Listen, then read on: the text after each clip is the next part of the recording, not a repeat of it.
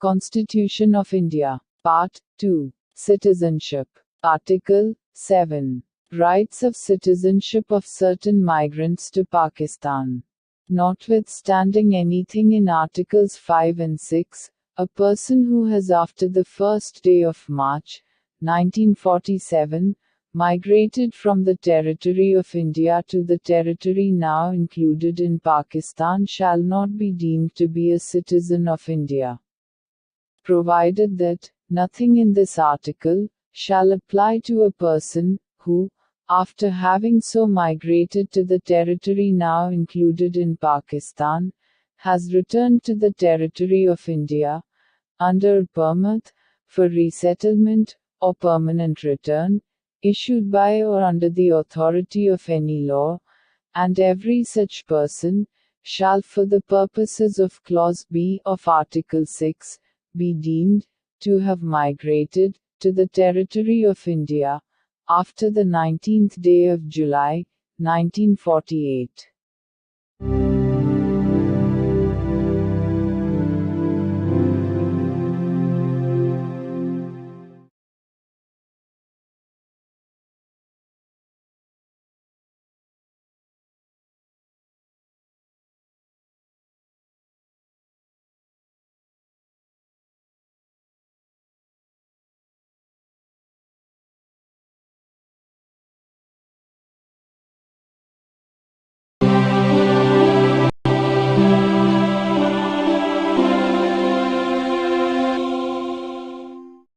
Constitution of India. Part 2. Citizenship. Article 8. Rights of citizenship of certain persons of Indian origin, residing outside India. Notwithstanding anything in Article 5, any person who or either of whose parents, or any of whose grandparents, was born in India, as defined in the Government of India Act, 1935 as originally enacted, and who is ordinarily residing in any country, outside India, as so defined, shall be deemed to be a citizen of India, if he has been registered, as a citizen of India, by the diplomatic or consular representative of India, in the country, where he is for the time being, residing. On an application, made by him therefore to such diplomatic or consular representative, whether before or after the commencement of this Constitution, in the form and manner prescribed by the Government of the Dominion of India, or the Government of India.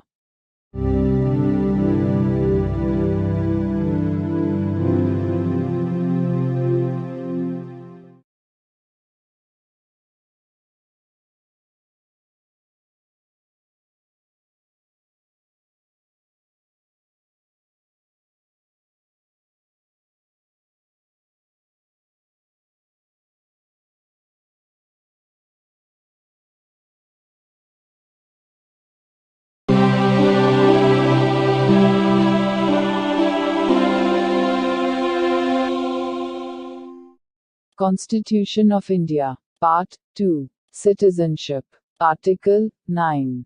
Persons, voluntarily acquiring citizenship of a foreign state, not to be citizens.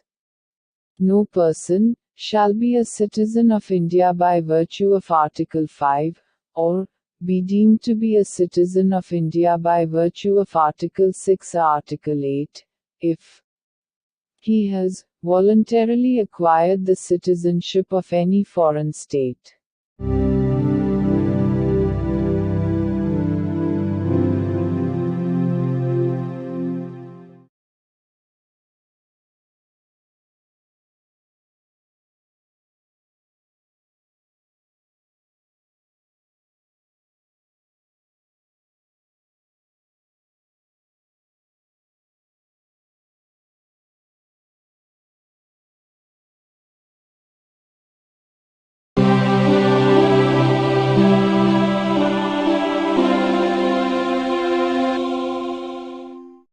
Constitution of India. Part 2. Citizenship. Article 10. continuance of the rights of citizenship.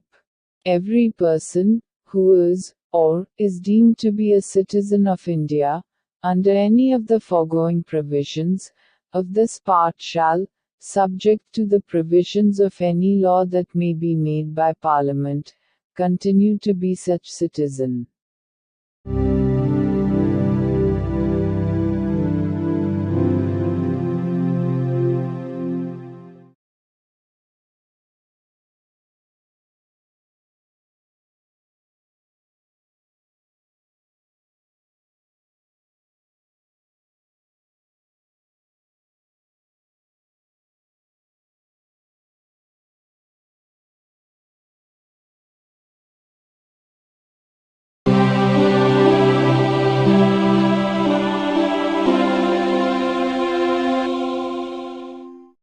Constitution of India. Part 2. Citizenship. Article 11. Parliament, to regulate the right of citizenship by law. Nothing in the foregoing provisions of this part shall derogate from the power of Parliament to make any provision with respect to the acquisition and termination of citizenship and all other matters relating to citizenship.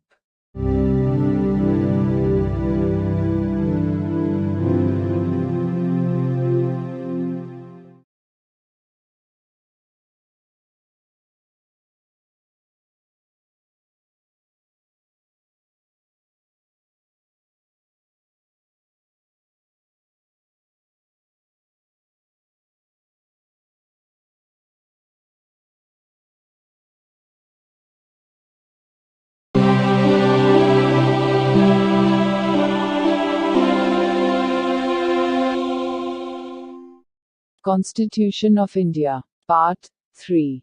Fundamental Rights. General. Article 12. Definition. In this part, unless the context otherwise requires, the state includes the Government and Parliament of India, and the Government and the legislature of each of the states, and all local or other authorities within the territory of India, or under the control of the Government of India.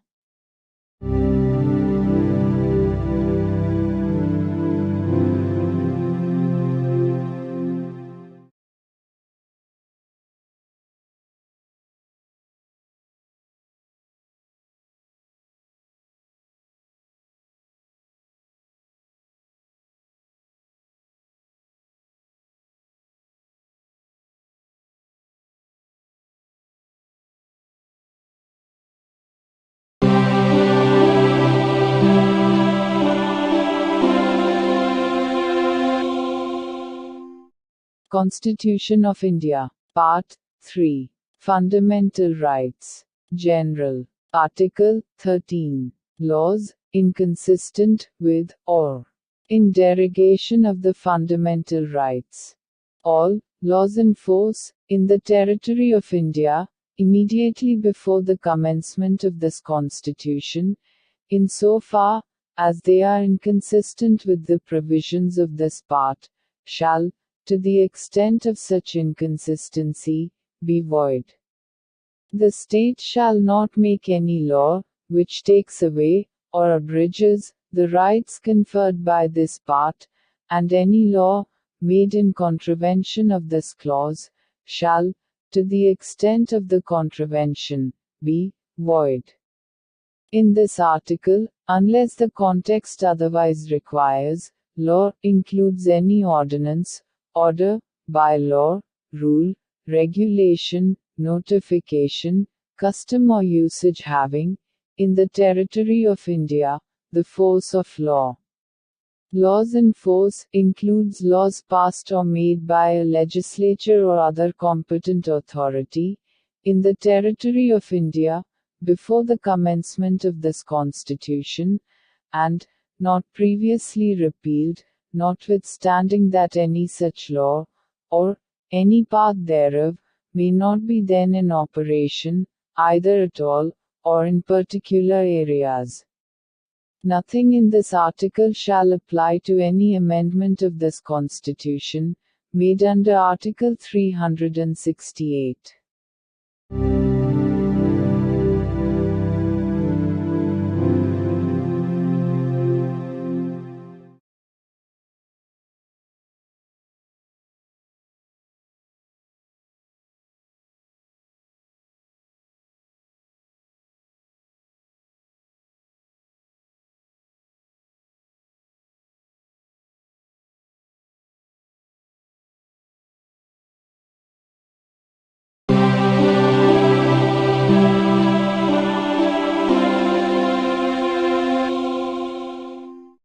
Constitution of India. Part 3. Fundamental Rights. Right to equality. Article 14. Equality before law. The state shall not deny to any person equality before the law, or the equal protection of the laws within the territory of India.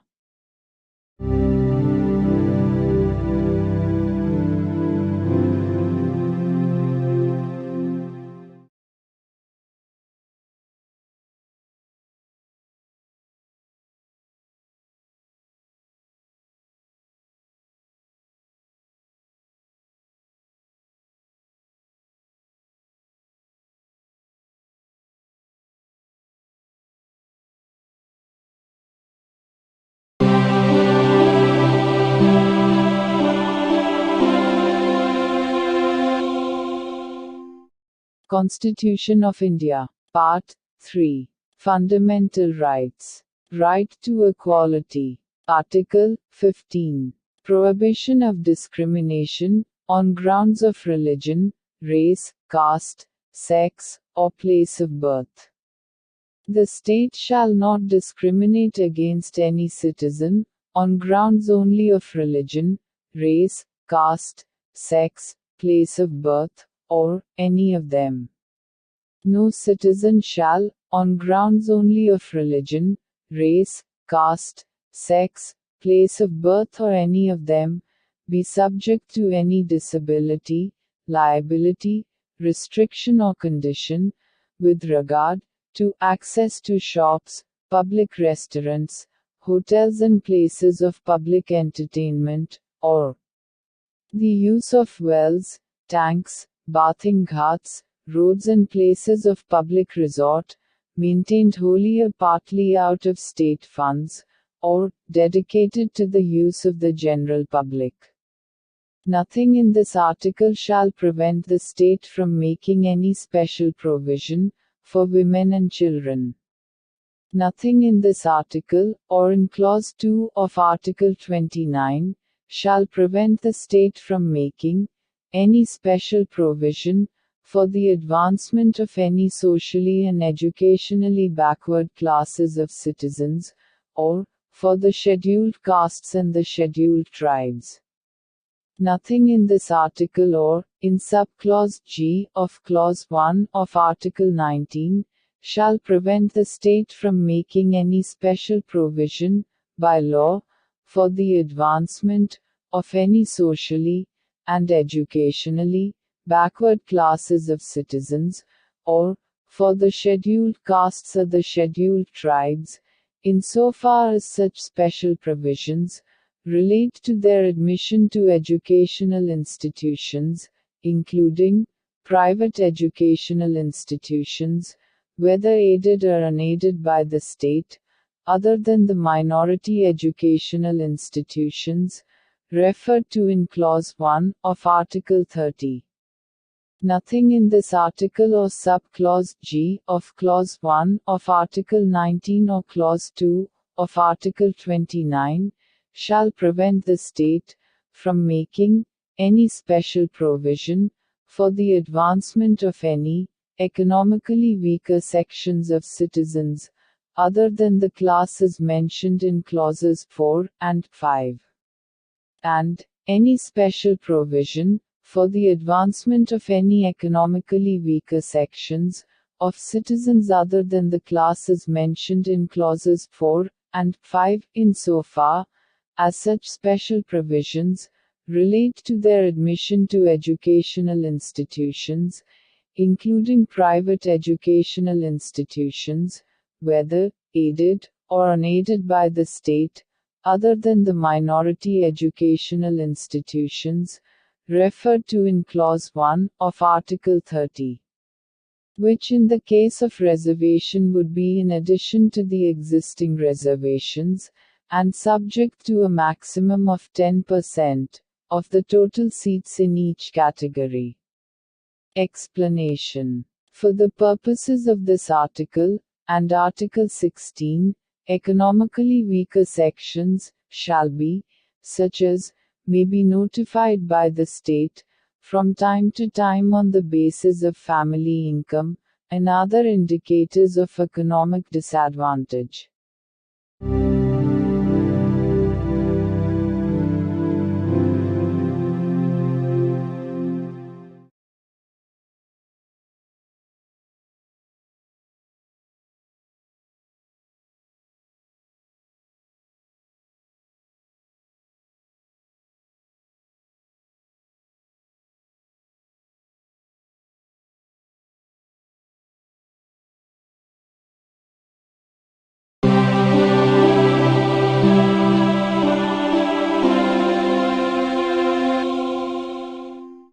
Constitution of India. Part 3. Fundamental Rights. Right to equality. Article 16. Equality of opportunity in matters of public employment. There shall be equality of opportunity for all citizens in matters relating to employment or appointment to any office under the state. No citizen shall, on grounds only of religion, race, caste, sex, descent, place of birth, residence or any of them, be ineligible for, or discriminated against in respect of, any employment or office under the state. Nothing in this article shall prevent Parliament from making any law, prescribing, in regard to a class, or classes, of employment, or appointment to an office, under the government of, or any local or other authority, within a state or union territory. Any requirement as to residence within that state or union territory prior to such employment or appointment. Nothing in this article shall prevent the state from making any provision for the reservation of appointments, or posts, in favor of any backward class of citizens, which, in the opinion of the state, is not adequately represented in the services under the state.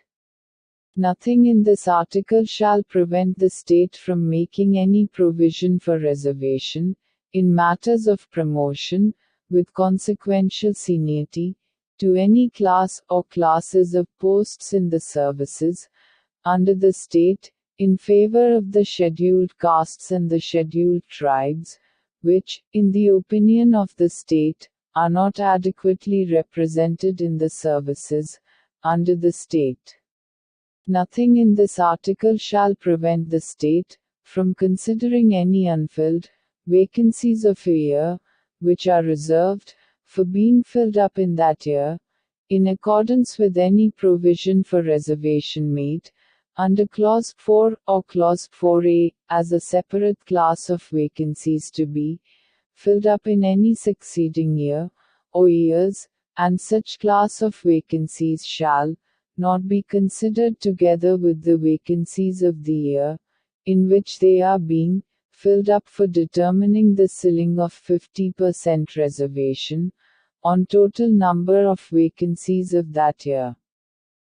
Nothing in this article shall affect the operation of any law, which provides that the incumbent of an office in connection with the affairs of any religious or denominational institution, or any member of the governing body thereof, shall be a person professing a particular religion or belonging to a particular denomination. Nothing in this article shall prevent the state from making any provision for the reservation of appointments or posts in favor of any economically weaker sections of citizens, other than the classes mentioned in Clause 4, in addition to the existing reservation, and subject to a maximum of 10% of the posts in each category.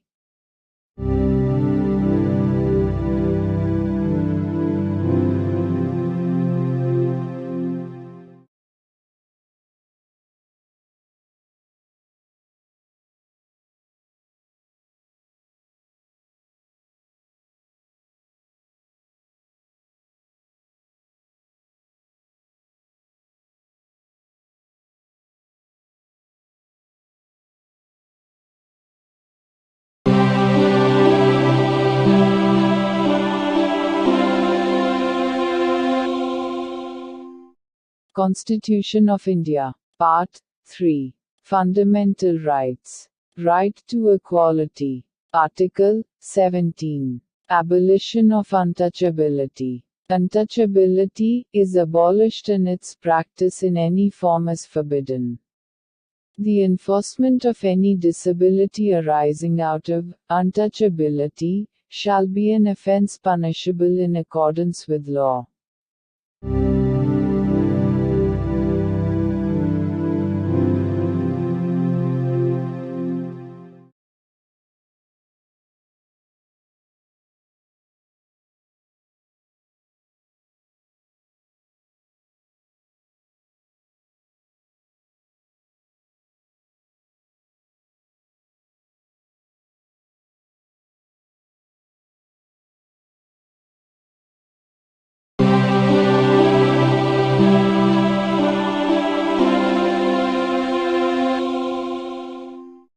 Constitution of India. Part 3. Fundamental Rights. Right to equality. Article 18. Abolition of titles. 1. No title, not being a military or academic distinction, shall be conferred by the state. 2. No citizen of India shall accept any title from any foreign state. 3. No person who is not a citizen of India shall, while he holds any office of profit or trust under the state, accept without the consent of the President any title from any foreign state. 4.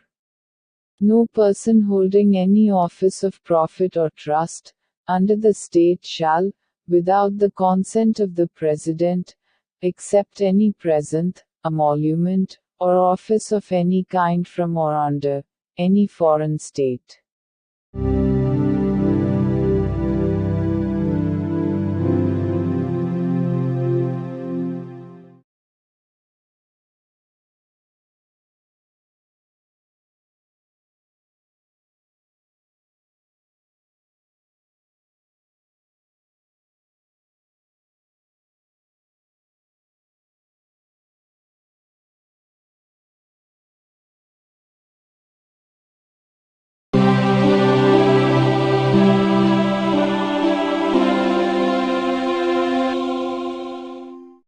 Constitution of India. Part 3. Fundamental Rights. Right to freedom.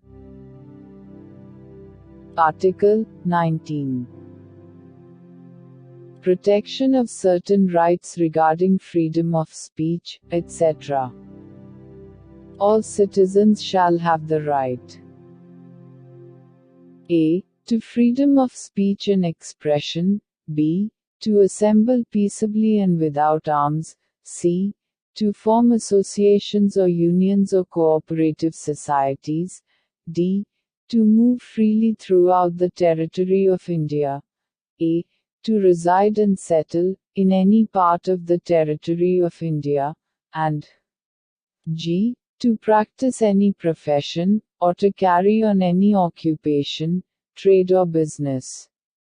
Nothing in sub-clause A of clause 1 shall affect the operation of any existing law, or prevent the state from making any law, insofar as such law imposes reasonable restrictions on the exercise of the right conferred by the said sub-clause, in the interests of the sovereignty and integrity of India, the security of the state, friendly relations with foreign states, public order, decency or morality, or in relation to contempt of court, defamation, or incitement to an offense. Nothing in subclause B of the said clause shall affect the operation of any existing law insofar as it imposes, or prevent the state from making any law imposing, in the interests of the sovereignty and integrity of India or public order, reasonable restrictions on the exercise of the right conferred by the said subclause. Nothing in subclause C of the said clause shall affect the operation of any existing law insofar as it imposes, or prevent the state from making any law imposing, in the interests of the sovereignty and integrity of India or public order or morality, reasonable restrictions on the exercise of the right conferred by the said subclause. Nothing in subclauses D and A of the said clause shall affect the operation of any existing law insofar as it imposes, or prevent the state from making any law imposing, reasonable restrictions on the exercise of any of the rights conferred by the said subclauses, either in the interests of the general public, or for the protection of the interests of any scheduled tribe. Nothing in subclause G of the said clause shall affect the operation of any existing law, insofar as it imposes, or prevent the state from making any law imposing, in the interests of the general public, reasonable restrictions on the exercise of the right conferred by the said subclause, and, in particular, nothing in the said subclause shall affect the operation of any existing law, insofar as it relates to, or prevent the state from making any law relating to 1. The professional or technical qualifications necessary for practicing any profession, or carrying on any occupation, trade or business, or 2. The carrying on, by the state, or by a corporation, owned, or controlled by the state, of any trade, business, industry or service, whether to the exclusion, complete, or partial, of citizens, or otherwise.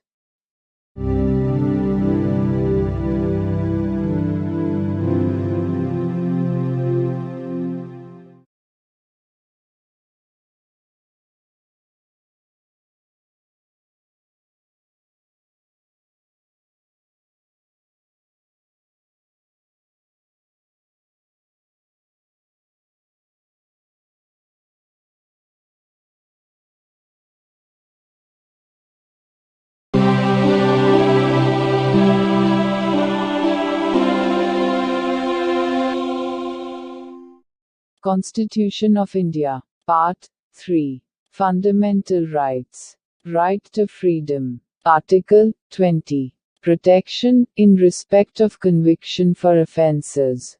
No person shall be convicted of any offence except for violation of a law, in force, at the time of the commission of the act, charged as an offence, nor be subjected to a penalty greater than that which might have been inflicted under the law, in force, at the time of the commission of the offence. No person shall be prosecuted and punished, for the same offence, more than once. No person accused of any offence shall be compelled to be a witness against himself.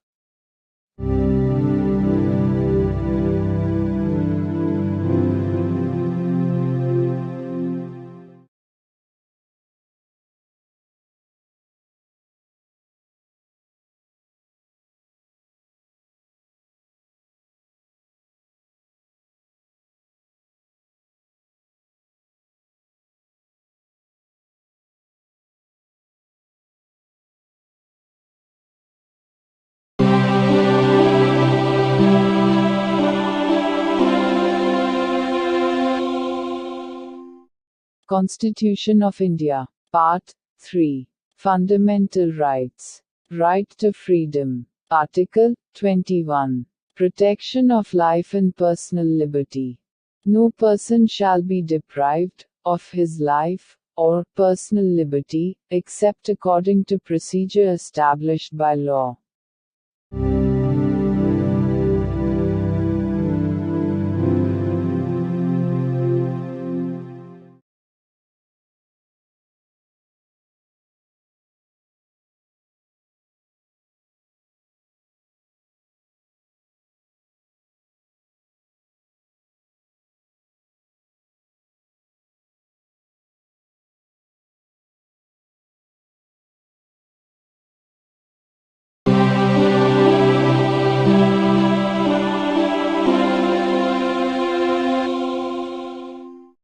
Constitution of India. Part 3. Fundamental rights. Right to freedom. Article 21. A. Right to education. The state shall provide free and compulsory education to all children of the age of 6 to 14 years, in such manner as the state may, by law, determine.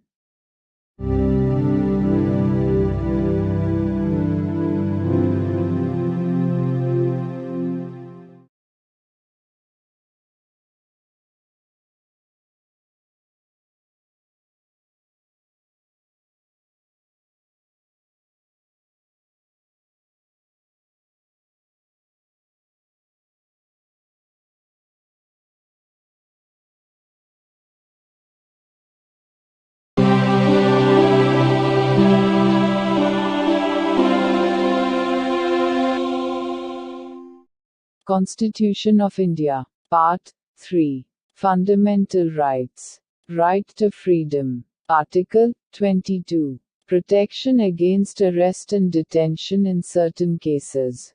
1. No person who is arrested shall be detained in custody without being informed, as soon as may be, of the grounds for such arrest.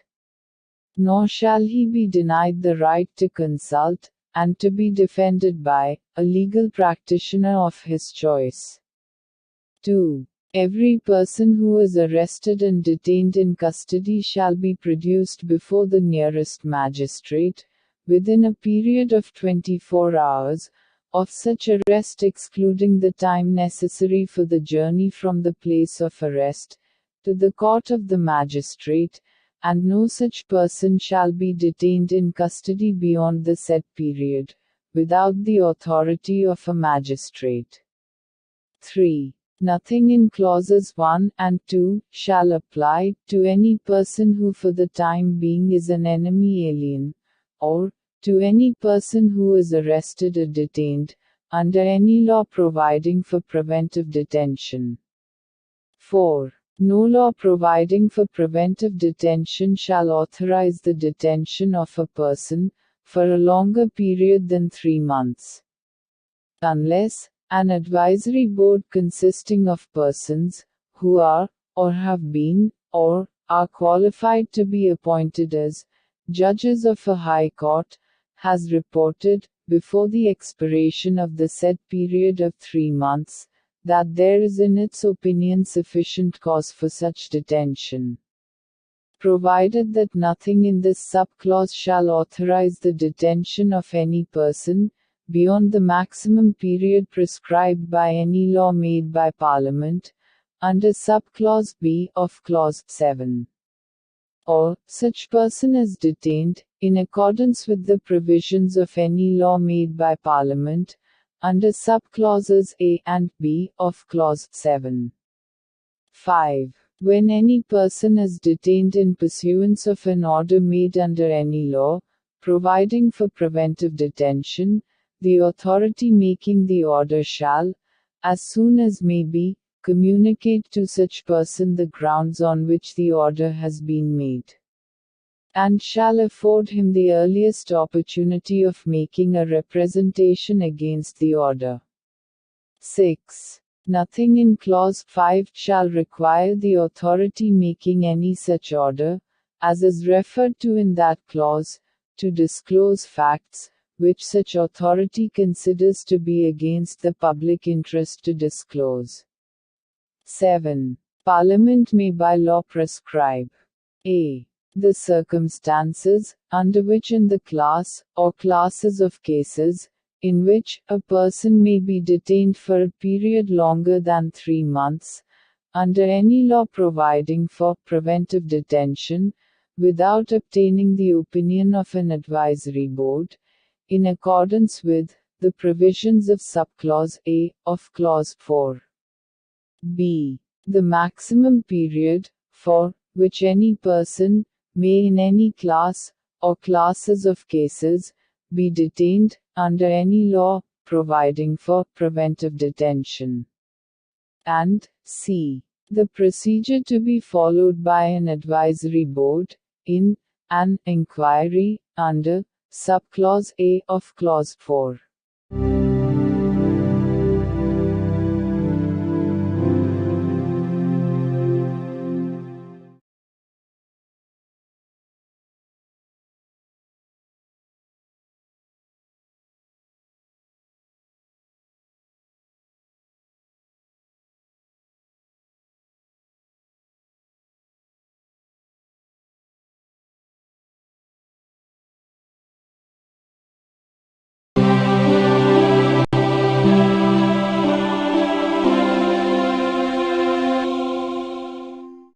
The Constitution of India. Part 3. Fundamental Rights. Right against exploitation. Article 23. Prohibition of traffic in human beings and forced labor. 1. Traffic in human beings, and beggar, and other similar forms of forced labor, are prohibited. And any contravention of this provision shall be an offense, punishable, in accordance with law.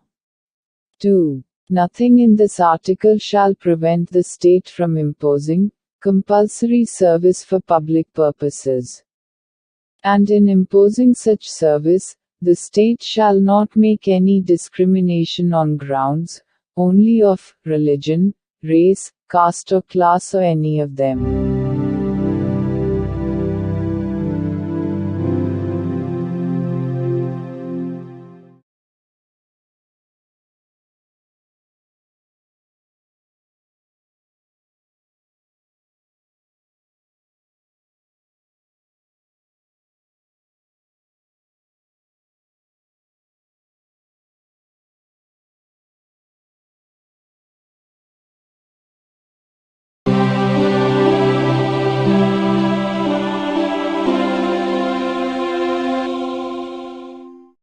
The Constitution of India. Part 3. Fundamental Rights. Right against exploitation. Article 24. Prohibition of employment of children in factories, etc. No child below the age of 14 years shall be employed to work in any factory or mine, or engaged in any other hazardous employment.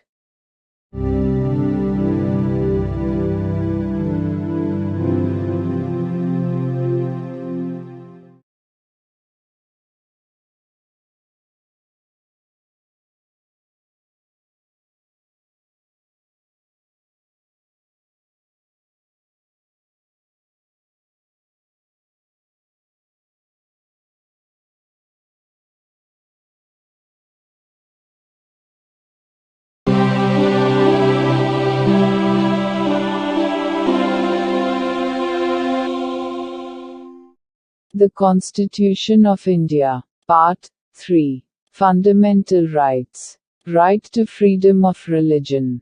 Article 25. Freedom of conscience, and free profession, practice and propagation of religion.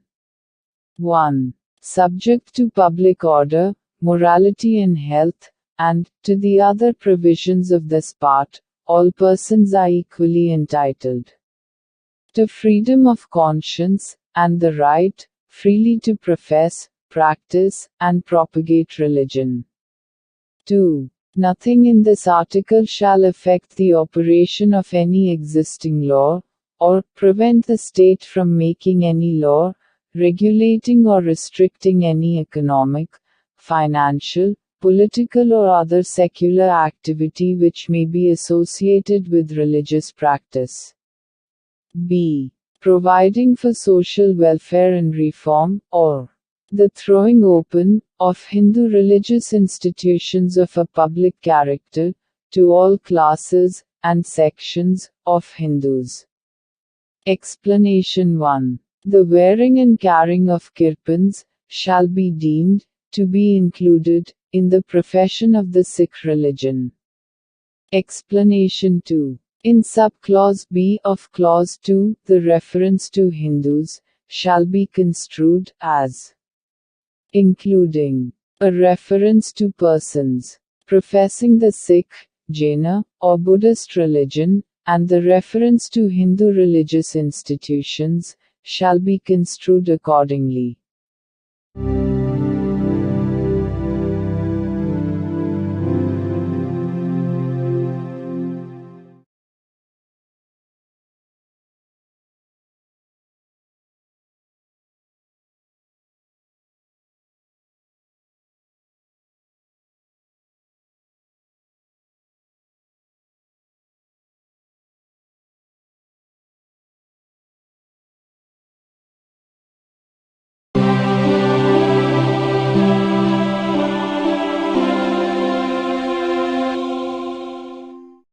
The Constitution of India. Part 3. Fundamental Rights. Right to freedom of religion.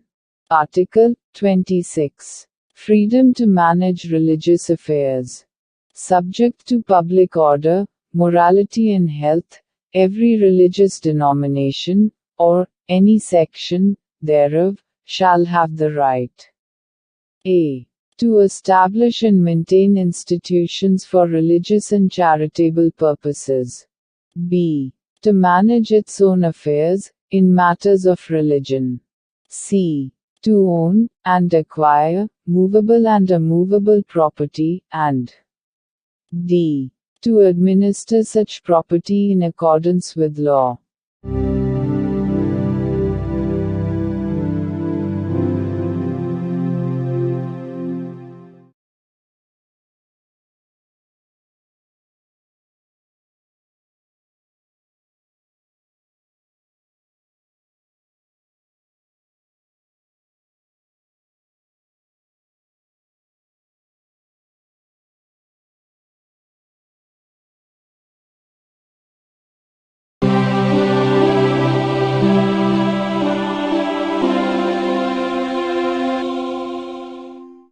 The Constitution of India. Part 3. Fundamental Rights. Right to freedom of religion. Article 27. Freedom as to payment of taxes for promotion of any particular religion. No person shall be compelled to pay any taxes, the proceeds of which are specifically appropriated in payment of expenses for the promotion or maintenance of any particular religion or religious denomination.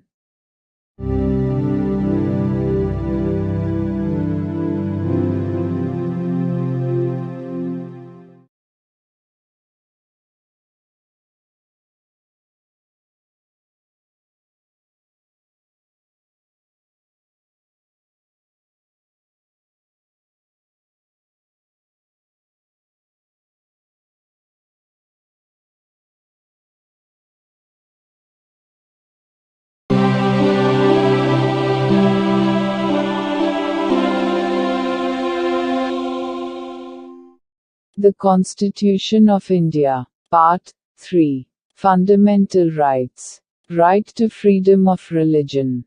Article 28. Freedom as to attendance at religious instruction, or religious worship, in certain educational institutions. 1. No religious instruction shall be provided in any educational institution, wholly maintained out of state funds. 2. Nothing in Clause 1 shall apply to an educational institution which is administered by the state, but has been established under any endowment or trust, which requires that religious instruction shall be imparted in such institution. 3. No person attending any educational institution recognized by the state, or receiving aid, out of state funds, shall be required to take part in any religious instruction that may be imparted in such institution, or to attend any religious worship that may be conducted in such institution or in any premises attached thereto, unless such person or, if such person is a minor, his guardian has given his consent thereto.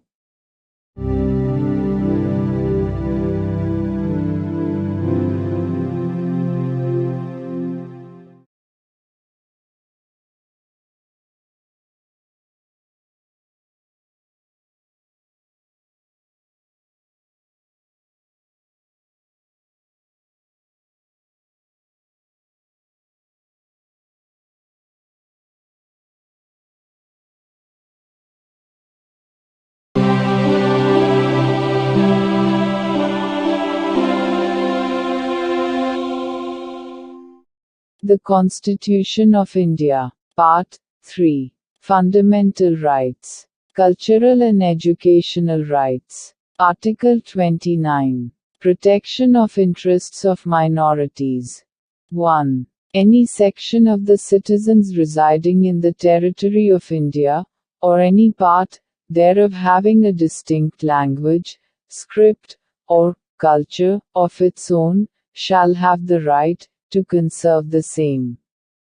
2. No citizen shall be denied admission into any educational institution, maintained by the state, or receiving aid, out of state funds, on grounds only of religion, race, caste, language or any of them.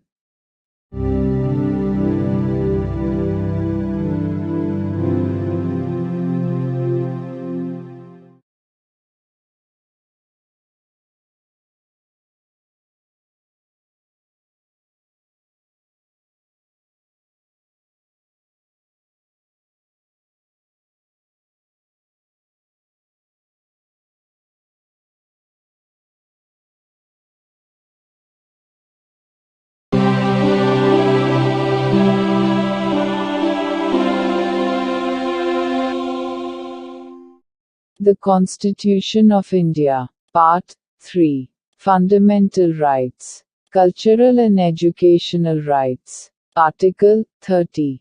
Right of minorities to establish and administer educational institutions. 1. All minorities, whether based on religion or language, shall have the right to establish and administer educational institutions of their choice. In making any law, providing for the compulsory acquisition of any property of an educational institution, established and administered by a minority, referred to in Clause 1. The state shall ensure that the amount fixed by or determined under such law, for the acquisition of such property, is such, as would not restrict or abrogate, the right guaranteed under that clause. 2. The state shall not, in granting aid to educational institutions, discriminate against any educational institution, on the ground that it is under the management of a minority, whether based on religion or language.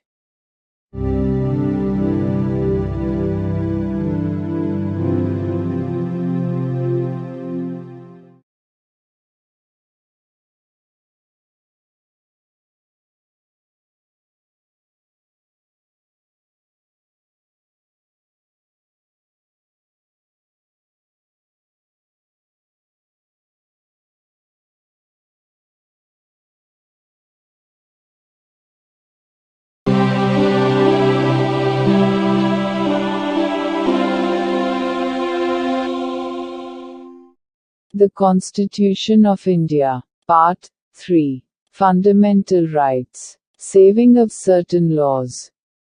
Article 31A.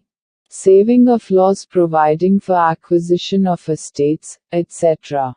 Notwithstanding anything contained in Article 13, no law providing for the acquisition by the state of any estate or of any rights therein, or the extinguishment or modification of any such rights, or the taking over of the management of any property by the state, for a limited period, either in the public interest, or in order to secure the proper management of the property, or the amalgamation of two or more corporations, either in the public interest, or in order to secure the proper management of any of the corporations, or the extinguishment or modification of any rights of managing agents, secretaries and treasurers, managing directors, or managers of corporations, or of any voting rights of shareholders thereof, or the extinguishment or modification of any rights accruing by virtue of any agreement, lease or license for the purpose of searching for, or winning, any mineral or mineral oil, or the premature termination or cancellation of any such agreement, lease or license, shall be deemed to be void on the ground that it is inconsistent with, or takes away or abridges, any of the rights conferred by Article 14 or Article 19. Provided that, where such law is a law, made by the legislature of a state, the provisions of this article shall not apply thereto, unless such law, having been reserved for the consideration of the President, has received his assent. Provided further, that, where any law makes any provision for the acquisition by the state of any estate and where any land comprised therein is held by a person under his personal cultivation, it shall not be lawful for the state to acquire any portion of such land, as is within the ceiling limit, applicable to him under any law for the time being in force, or any building or structure standing thereon or tenant thereto, unless the law relating to the acquisition of such land, building or structure, provides for payment of compensation, at a rate, which shall not be less than the market value thereof. In this article, the expression estate shall, in relation to any local area, have the same meaning as that expression, or its local equivalent has in the existing law, relating to land tenures in force, in that area, and shall also include any jagir, inam, or muafi, or other similar grant. And, in the states of Tamil Nadu and Kerala, any janmam right. Any land held under Ryotwari settlement. Any land held, or let for purposes of agriculture, or for purposes ancillary thereto, including waste land, forest land, land for pasture, or sites of buildings, and other structures occupied by cultivators of land, agricultural laborers, and village artisans. The expression, rights, in relation to an estate, shall include any rights vesting in a proprietor, sub-proprietor, under-proprietor, tenure-holder, rayat, under-rayat, or other intermediary and any rights, or privileges in respect of land revenue.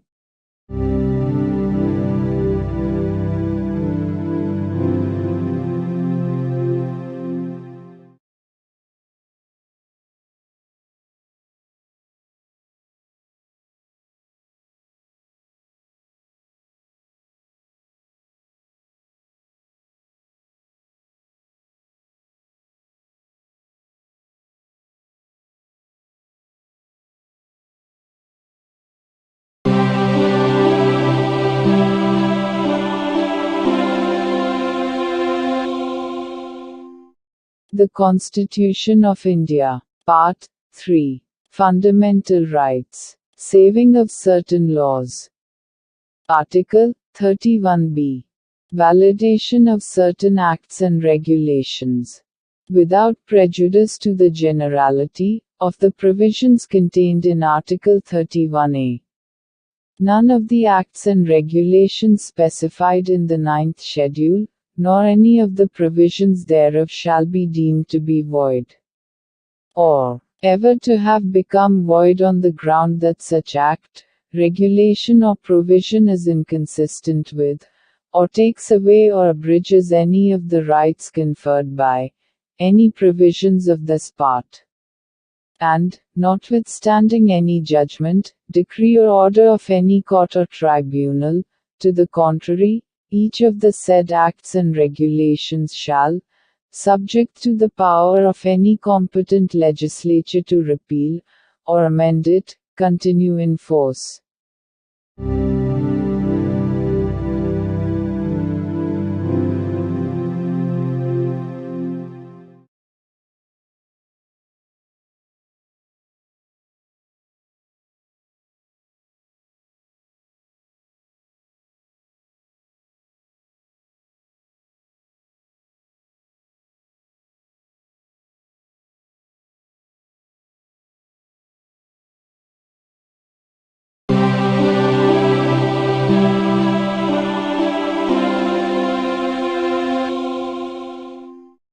The Constitution of India. Part 3. Fundamental Rights. Saving of certain laws. Article 31c. Saving of laws giving effect to certain directive principles. Notwithstanding anything contained in Article 13. No law giving effect to the policy of the state towards securing all or any of the principles laid down in Part 4 shall be deemed to be void, on the ground that it is inconsistent with, or takes away or abridges any of the rights conferred by Article 14 or Article 19. And no law containing a declaration that it is for giving effect to such policy, shall be called in question in any court, on the ground that it does not give effect to such policy, provided that, where such law is made by the legislature of a state, the provisions of this article shall not apply thereto, unless such law, having been reserved for the consideration of the President, has received his assent.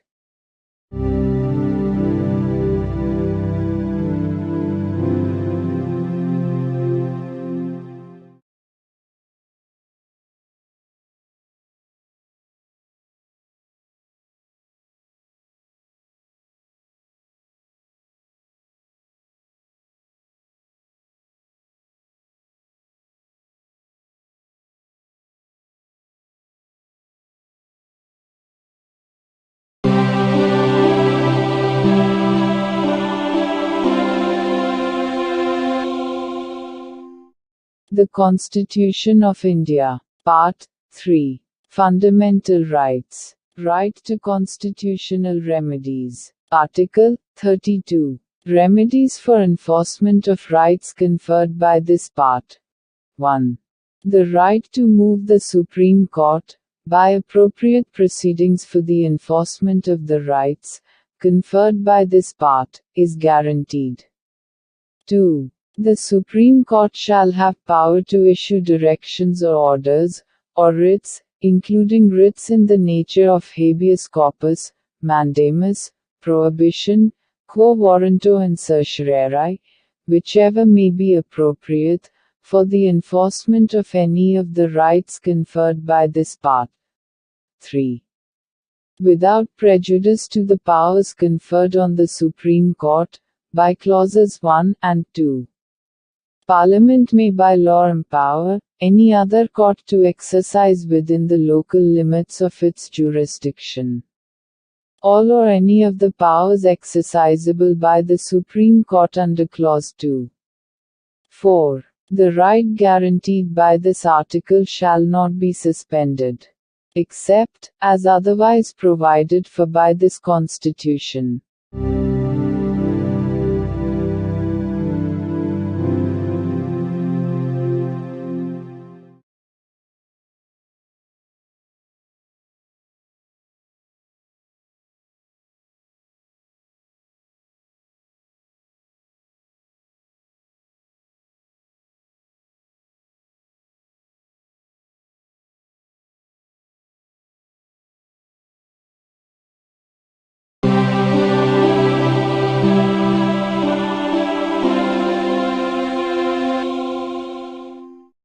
The Constitution of India. Part 3. Fundamental Rights. Right to constitutional remedies. Article 33.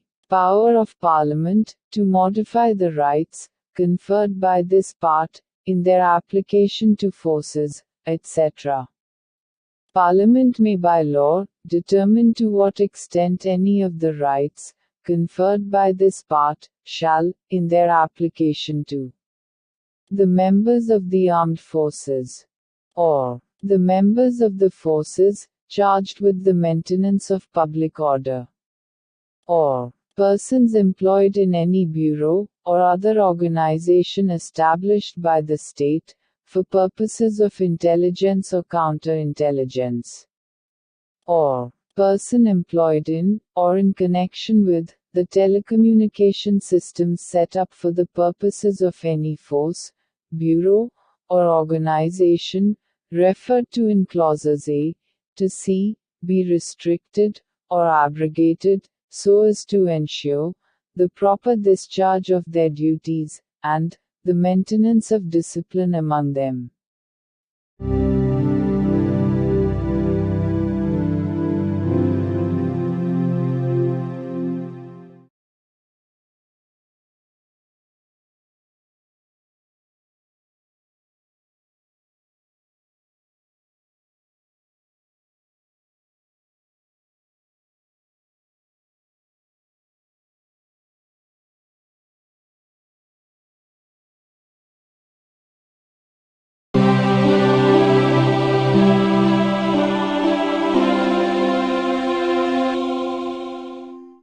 The Constitution of India. Part 3. Fundamental Rights. Right to constitutional remedies. Article 34.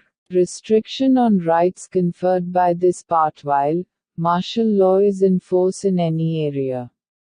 Notwithstanding anything in the foregoing provisions of this part, Parliament may, by law, indemnify any person, in the service of the Union, or of a state, or any other person, in respect of any act done by him, in connection with the maintenance or restoration of order, in any area within the territory of India, where martial law was in force, or validate any sentence passed, punishment inflicted, forfeiture ordered, or other act done under martial law in such area.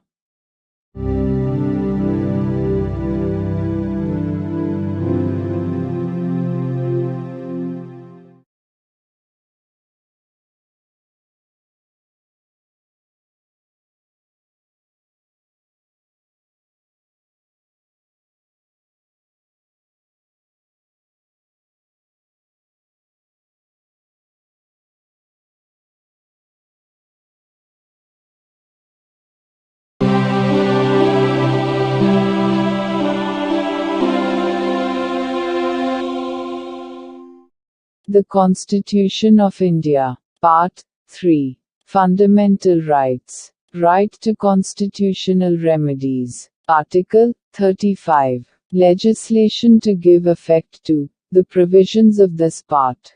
Notwithstanding anything in this Constitution, Parliament shall have, and the legislature of a state shall not have, power to make laws,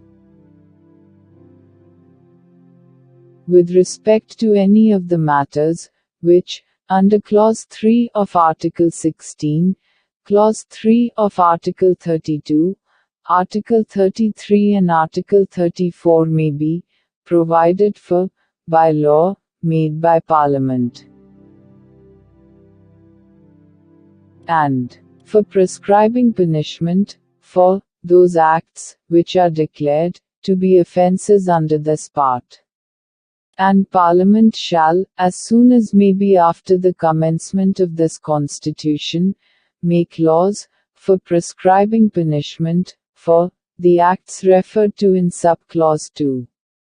Any law, in force, immediately before the commencement of this Constitution, in the territory of India, with respect to any of the matters, referred to in sub-clause 1 of Clause A, or providing for punishment for any act referred to in subclause 2 of that clause shall, subject to the terms thereof, and to any adaptations and modifications that may be made therein, under Article 372, continue in force until altered, or repealed, or amended, by Parliament.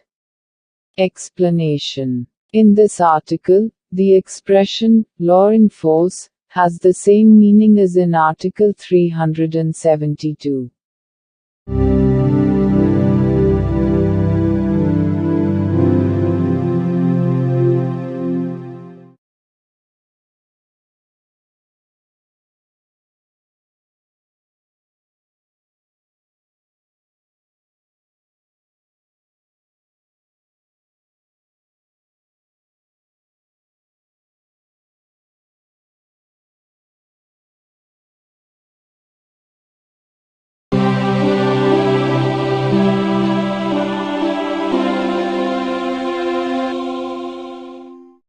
The Constitution of India. Part 4. Directive Principles of State Policy. Article 36. Definition. In this part, unless the context otherwise requires, the state has the same meaning as in Part 3.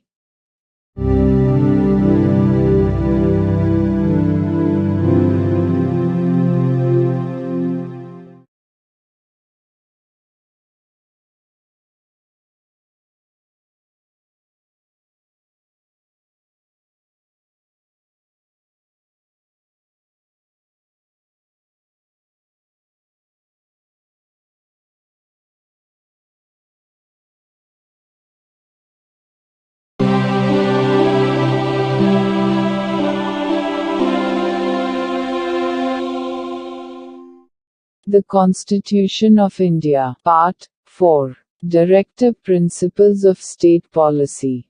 Article 37. Application of the principles contained in this part. The provisions contained in this part shall not be enforceable by any court. But the principles therein laid down are, nevertheless, fundamental in the governance of the country, and it shall be the duty of the state to apply these principles in making laws.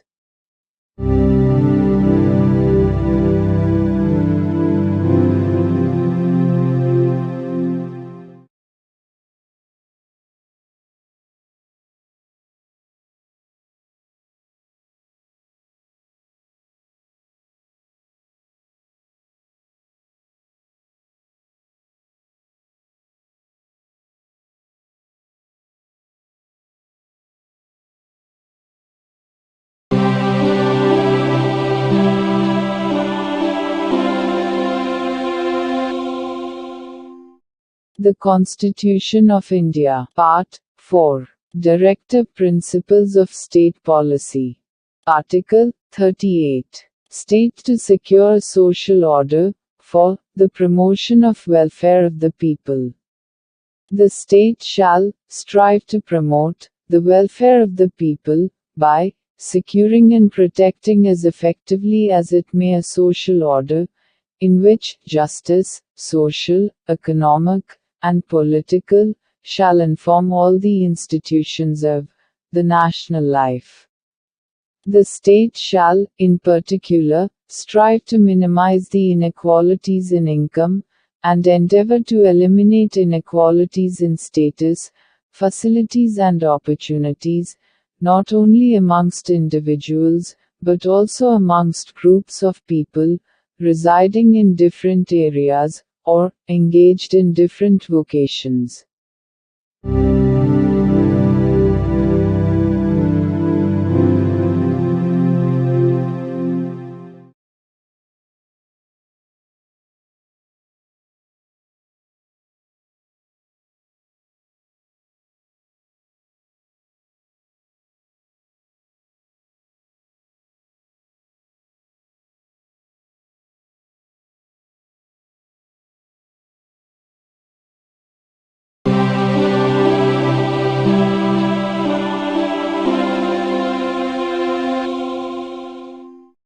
The Constitution of India. Part 4. Directive Principles of State Policy. Article 39. Certain principles of policy, to be followed by the state. The state shall, in particular, direct its policy towards securing a. That the citizens, men and women equally, have the right to an adequate means of livelihood. b.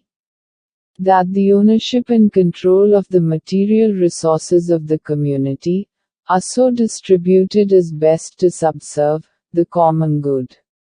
c. That the operation of the economic system does not result in the concentration of wealth and means of production to the common detriment. d. That there is equal pay for equal work for both men and women. a. That the health and strength of workers, men and women, and the tender age of children are not abused. And that citizens are not forced by economic necessity to enter avocations unsuited to their age or strength. f. That children are given opportunities and facilities to develop in a healthy manner and in conditions of freedom and dignity. And that childhood and youth are protected against exploitation, and against moral and material abandonment.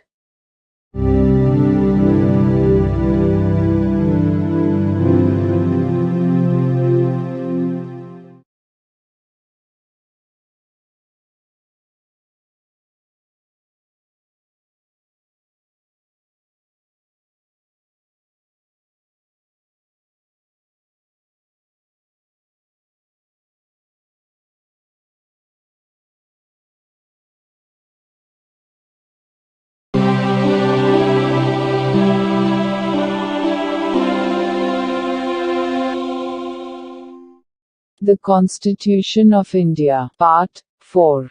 Directive Principles of State Policy. Article 39A. Equal justice and free legal aid. The state shall secure that the operation of the legal system promotes justice on a basis of equal opportunity, and shall, in particular, provide free legal aid by suitable legislation or schemes, or in any other way to ensure that opportunities for securing justice are not denied to any citizen by reason of economic or other disabilities.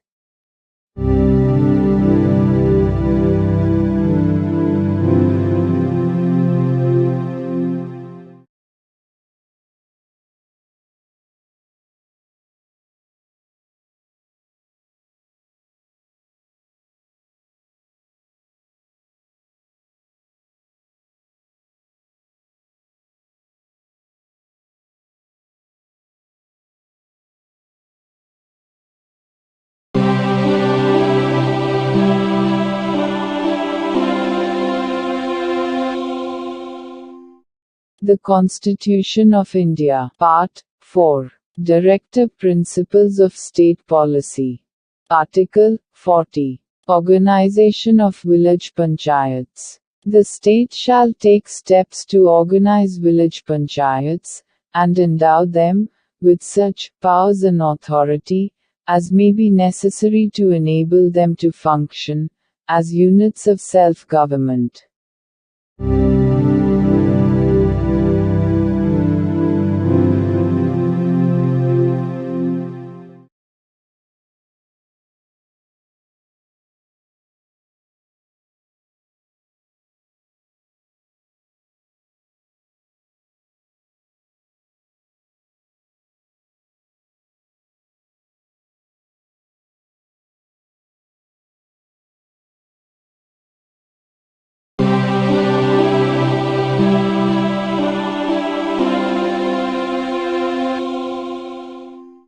The Constitution of India. Part 4. Directive Principles of State Policy. Article 41. Right to work, to education, and to public assistance, in certain cases.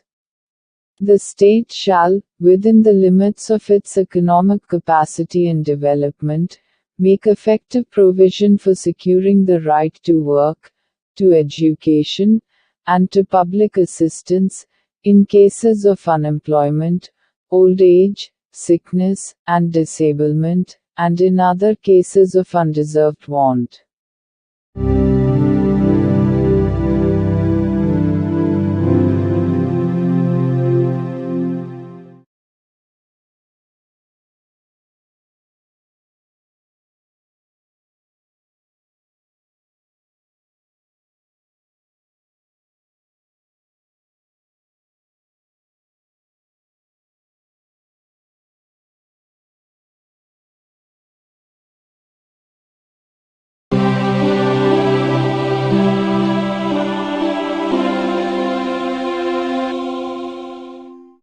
The Constitution of India. Part 4. Directive Principles of State Policy. Article 42. Provision for just and humane conditions of work, and maternity relief. The state shall make provision for securing just and humane conditions of work, and for maternity relief.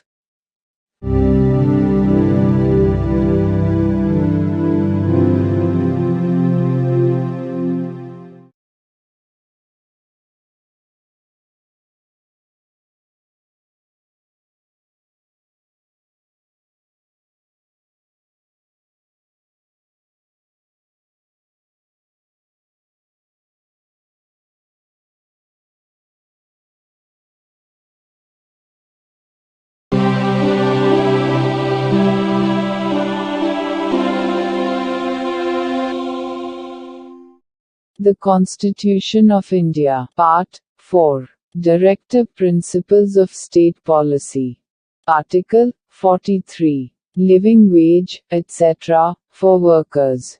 The state shall endeavor to secure, by suitable legislation, or economic organization or in any other way, to all workers, agricultural, industrial or otherwise, work, a living wage, conditions of work ensuring a decent standard of life, and full enjoyment of leisure, and social and cultural opportunities, and, in particular, the state shall endeavor to promote cottage industries, on an individual or cooperative basis, in rural areas.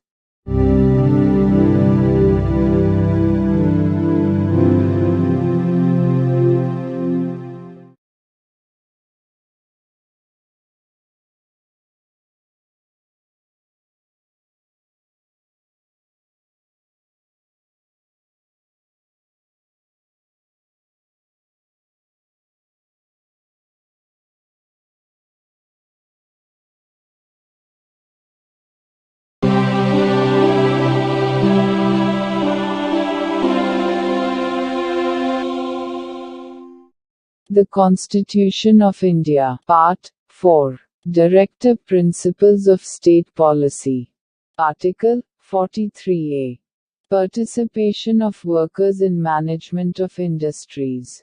The state shall take steps, by suitable legislation or in any other way, to secure the participation of workers in the management of undertakings, establishments, or other organizations engaged in any industry.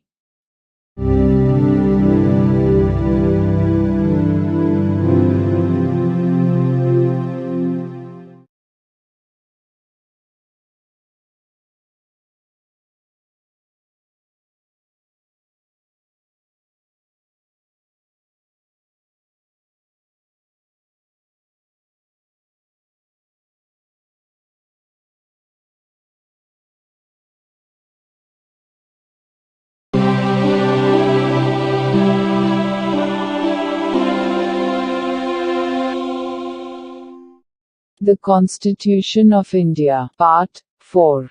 Directive Principles of State Policy. Article 43b. Promotion of cooperative societies. The state shall endeavor to promote voluntary formation, autonomous functioning, democratic control and professional management of cooperative societies.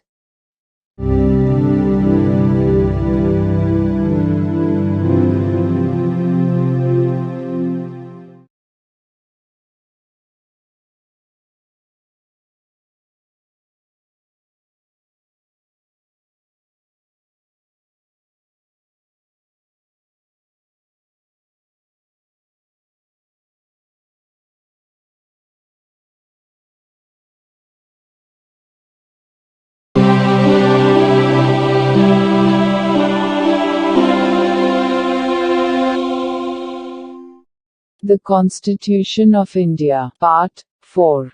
Directive Principles of State Policy. Article 44. Uniform Civil Code for the citizens. The state shall endeavor to secure for the citizens a uniform civil code throughout the territory of India.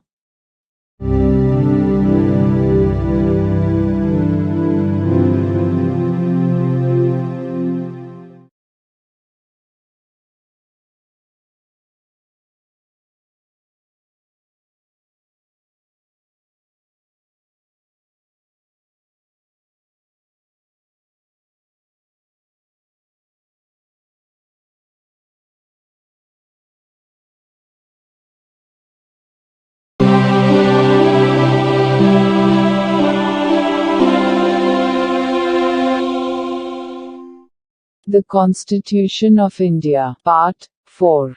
Directive Principles of State Policy. Article 45. Provision for early childhood care and education to children below the age of 6 years. The state shall endeavor to provide early childhood care and education for all children until they complete the age of 6 years.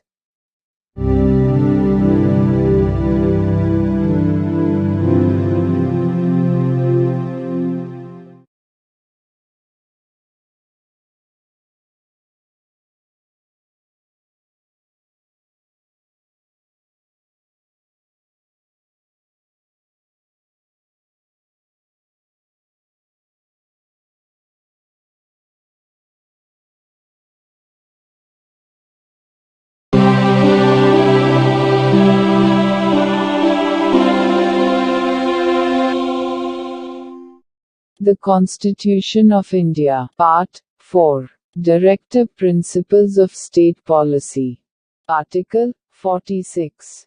Promotion of educational and economic interests of scheduled castes, scheduled tribes, and other weaker sections. The state shall promote with special care the educational and economic interests of the weaker sections of the people, and, in particular, of the scheduled castes and the scheduled tribes, and shall protect them from social injustice and all forms of exploitation.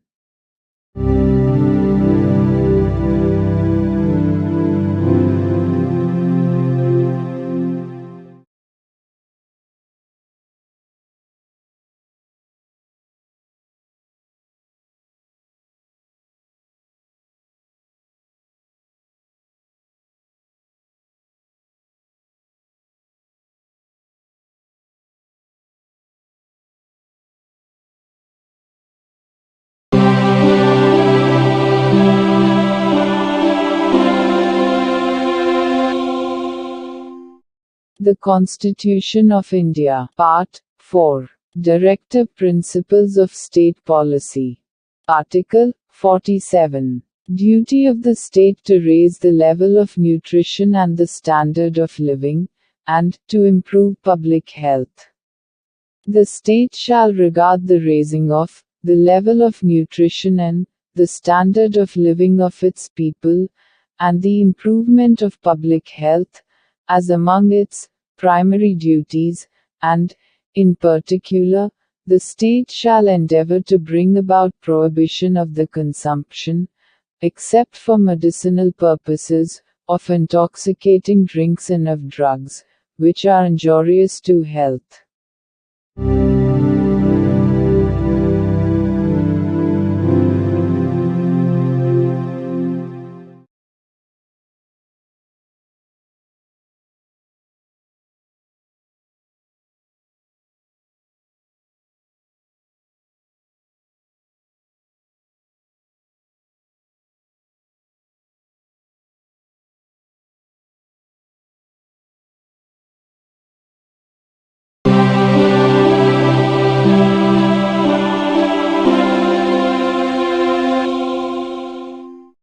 The Constitution of India. Part 4.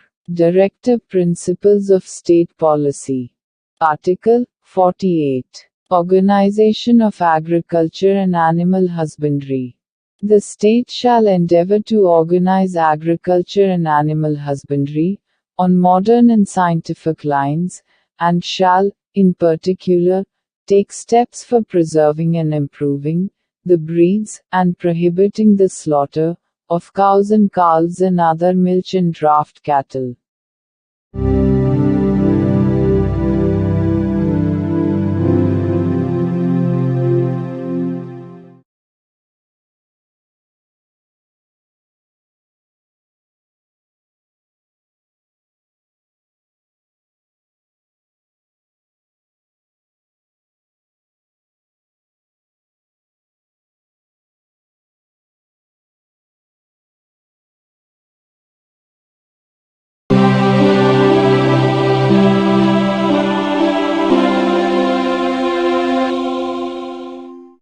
The Constitution of India. Part 4. Directive Principles of State Policy. Article 48A. Protection and improvement of environment, and safeguarding of forests and wildlife. The state shall endeavor to protect and improve the environment, and to safeguard the forests and wildlife of the country.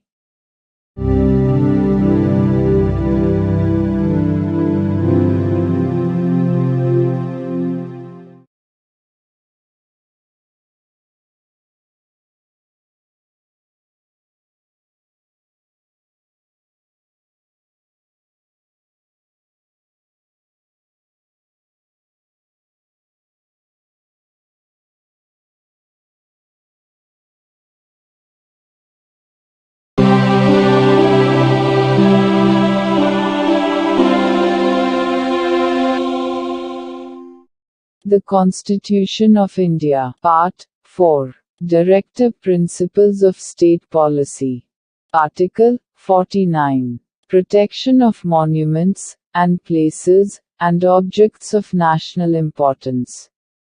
It shall be the obligation of the state to protect every monument, or place, or object of artistic, or historic interest, declared by, or under law made by Parliament to be of national importance, from spoliation, disfigurement, destruction, removal, disposal or export, as the case may be.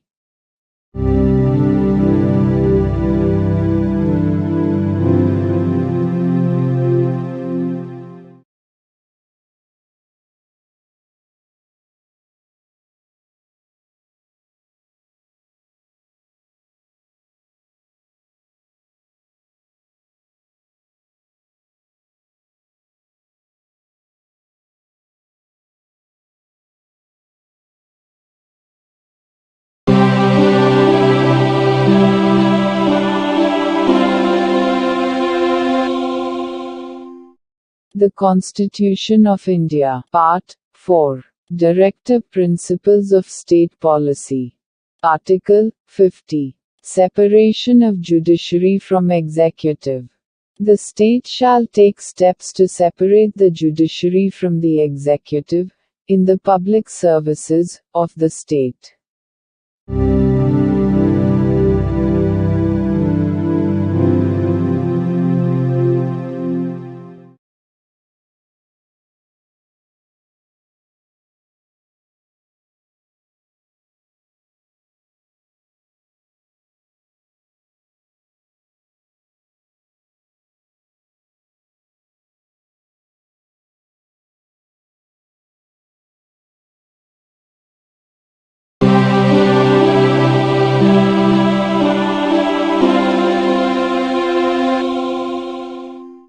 The Constitution of India. Part 4. Directive Principles of State Policy. Article 51. Promotion of international peace and security. The state shall endeavor to a. Promote international peace and security. b. Maintain just and honorable relations between nations. c. Foster respect for international law and treaty obligations in the dealings of organized peoples with one another. And d. Encourage settlement of international disputes by arbitration.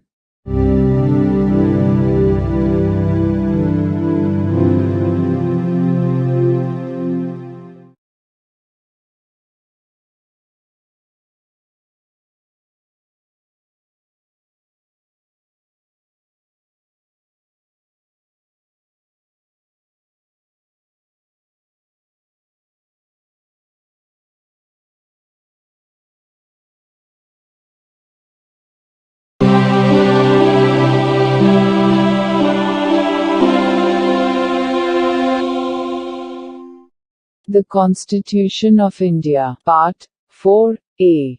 Fundamental Duties. Article 51a. Fundamental Duties. It shall be the duty of every citizen of India to abide by the Constitution and respect its ideals and institutions, the national flag and the national anthem. b. To cherish and follow the noble ideals which inspired our national struggle for freedom. c. To uphold and protect the sovereignty, unity and integrity of India. d. To defend the country and render national service, when called upon to do so. a. To promote harmony and the spirit of common brotherhood amongst all the people of India, transcending religious, linguistic and regional, or sectional diversities. To renounce practices derogatory to the dignity of women. f. To value and preserve the rich heritage of our composite culture.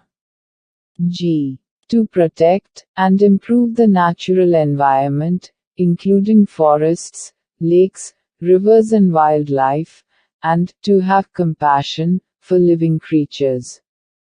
h. To develop the scientific temper, humanism, and the spirit of inquiry and reform. I. To safeguard public property, and to abjure violence. j. To strive towards excellence in all spheres of individual and collective activity, so that the nation constantly rises to higher levels of endeavor and achievement. k. Who is a parent or guardian to provide opportunities for education to his child, or, as the case may be, what between the age of 6 and 14 years.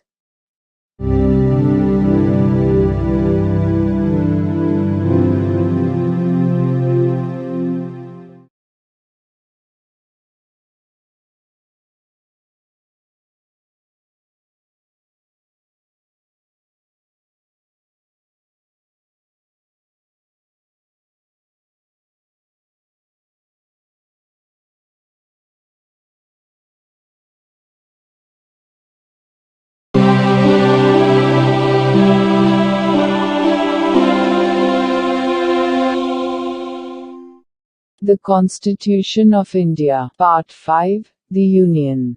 Chapter 1. The Executive. The President and Vice President. Article 52. The President of India. There shall be a President of India.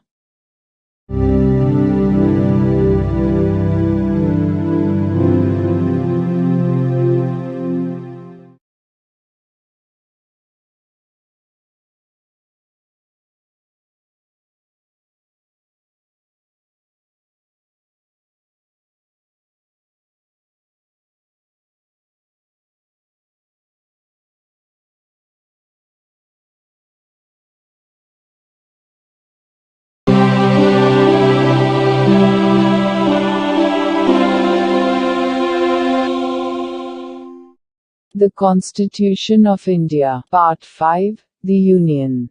Chapter 1. The Executive. The President and Vice President. Article 53. Executive power of the Union. 1. The executive power of the Union shall be vested in the President, and shall be exercised by him, either directly, or through officers, subordinate to him, in accordance with this Constitution. 2. Without prejudice to the generality of the foregoing provision, the supreme command of the defense forces of the Union shall be vested in the President, and the exercise thereof shall be regulated by law. 3. Nothing in this article shall be deemed to transfer to the President any functions conferred by any existing law on the government of any state, or other authority, or prevent Parliament from conferring by law functions on authorities other than the President.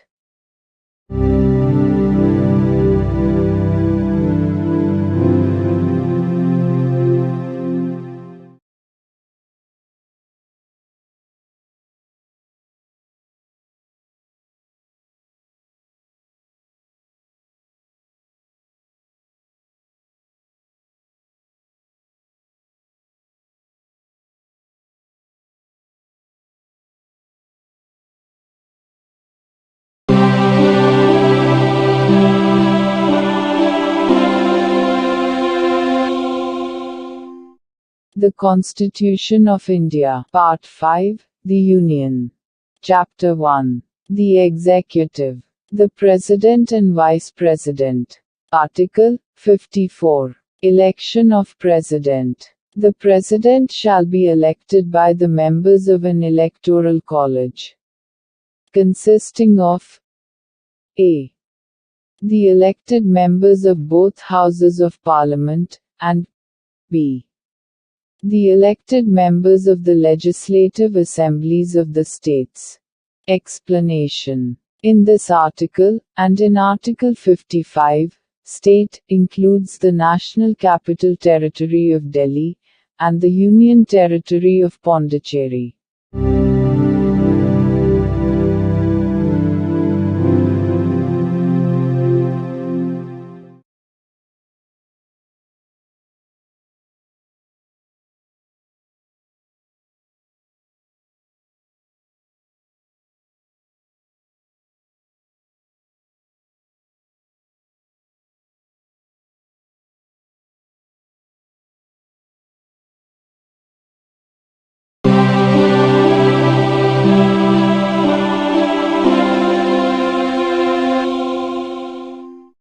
The Constitution of India. Part 5, The Union.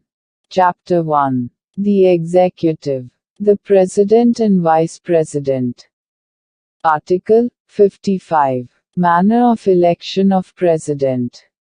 1. As far as practicable, there shall be uniformity in the scale of representation of the different states at the election of the President. 2. For the purpose of securing such uniformity among the states, inter se, as well as parity between the states as a whole and the Union, the number of votes, which each elected member of Parliament, and of the Legislative Assembly of each state, is entitled to cast at such election, shall be determined, in the following manner. A. Every elected member of the Legislative Assembly of a state shall have as many votes as there are multiples of 1,000. In the quotient obtained by dividing the population of the state by the total number of the elected members of the Assembly. B. If, after taking the said multiples of 1,000, the remainder is not less than 500, then the vote of each member referred to in subclause A shall be further increased by 1. C. Each elected member of either House of Parliament shall have such number of votes as may be obtained by dividing the total number of votes assigned to the members of the legislative assemblies of the states under subclauses A and B. by the total number of the elected members of both houses of parliament. Fractions exceeding one half being counted as one and other fractions being disregarded. 3. The election of the President shall be held in accordance with the system of proportional representation, by means of the single transferable vote, and the voting at such election shall be by secret ballot. Explanation. In this article, the expression population means the population as ascertained at the last preceding census, of which the relevant figures have been published. Provided that the reference in this explanation to the last preceding census, of which the relevant figures have been published, shall, until the relevant figures for the first census taken after the year 2026 have been published, be construed as a reference to the 1971 census.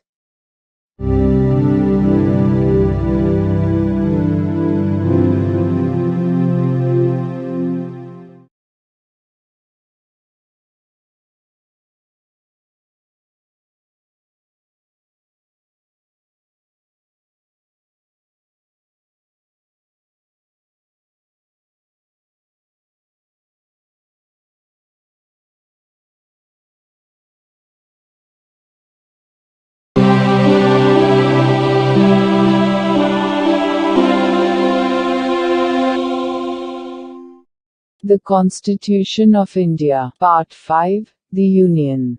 Chapter 1. The Executive. The President and Vice President. Article 56. Term of Office of President. 1. The President shall hold office for a term of 5 years, from the date on which he enters upon his office.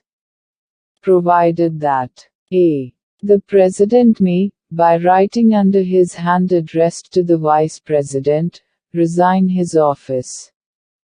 b. The President may, for violation of the Constitution, be removed from office by impeachment in the manner provided in Article 61.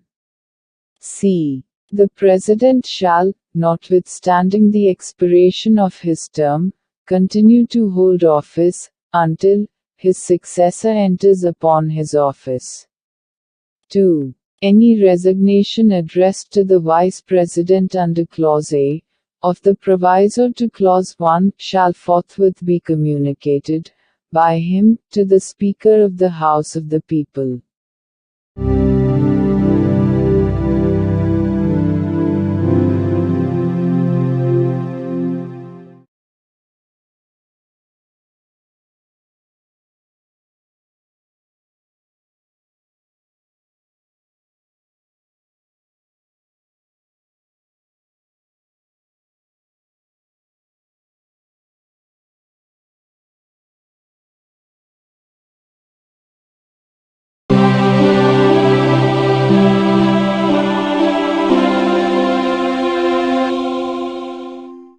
The Constitution of India. Part 5. The Union. Chapter 1. The Executive. The President and Vice President. Article 57. Eligibility for re-election. A person who holds, or who has held, office as President shall, subject to the other provisions of this Constitution, be eligible for re-election to that office.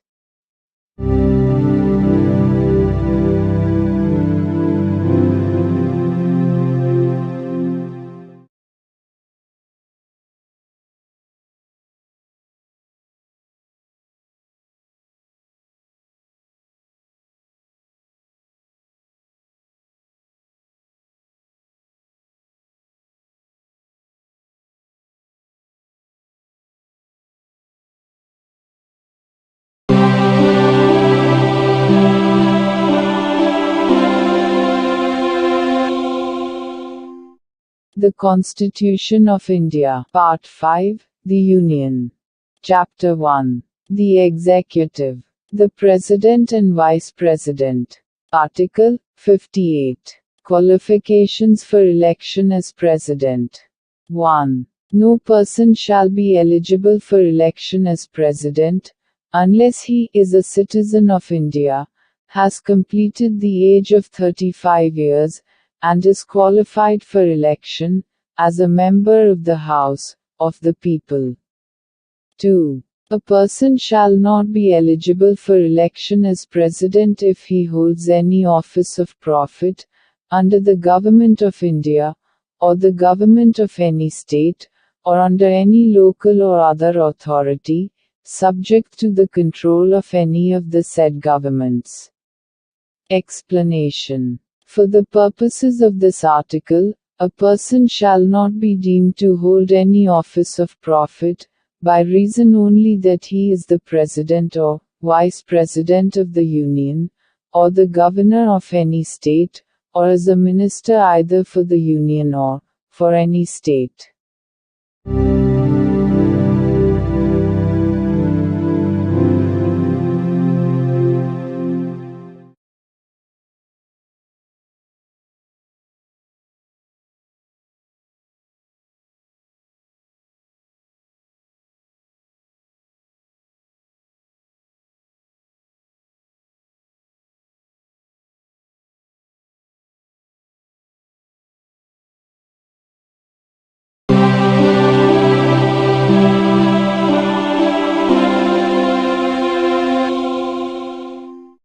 The Constitution of India. Part 5. The Union. Chapter 1. The Executive. The President and Vice President. Article 59. Conditions of President's office. 1. The President shall not be a member of either House of Parliament, or of a House of the Legislature of any state.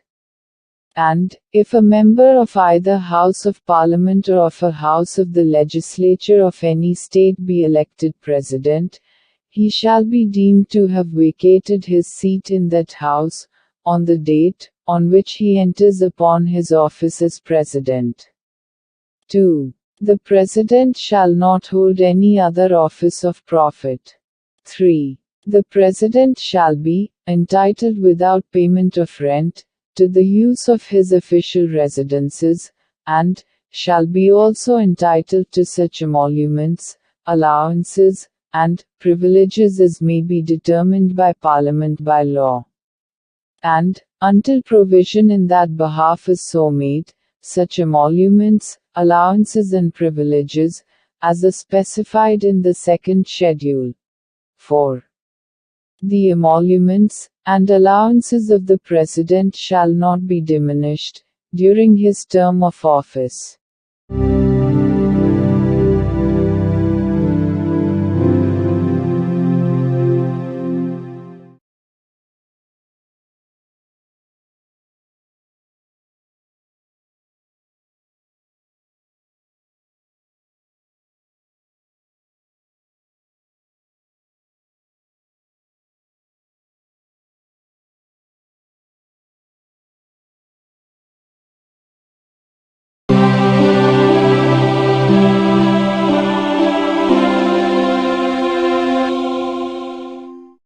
The Constitution of India. Part 5. The Union. Chapter 1. The Executive. The President and Vice President. Article 60. Oath, or affirmation, by the President. Every President, and every person acting as President, or discharging the functions of the President, shall, before entering upon his office, make and subscribe in the presence of the Chief Justice of India, or, in his absence, the senior most judge of the Supreme Court available, an oath or affirmation in the following form, that is to say, I, A.B., do swear in the name of God, that I will faithfully execute the office, solemnly affirm of President, or discharge the functions of the President of India, and will to the best of my ability, preserve, protect and defend the Constitution, and the law, and that I will devote myself to the service and well-being of the people of India.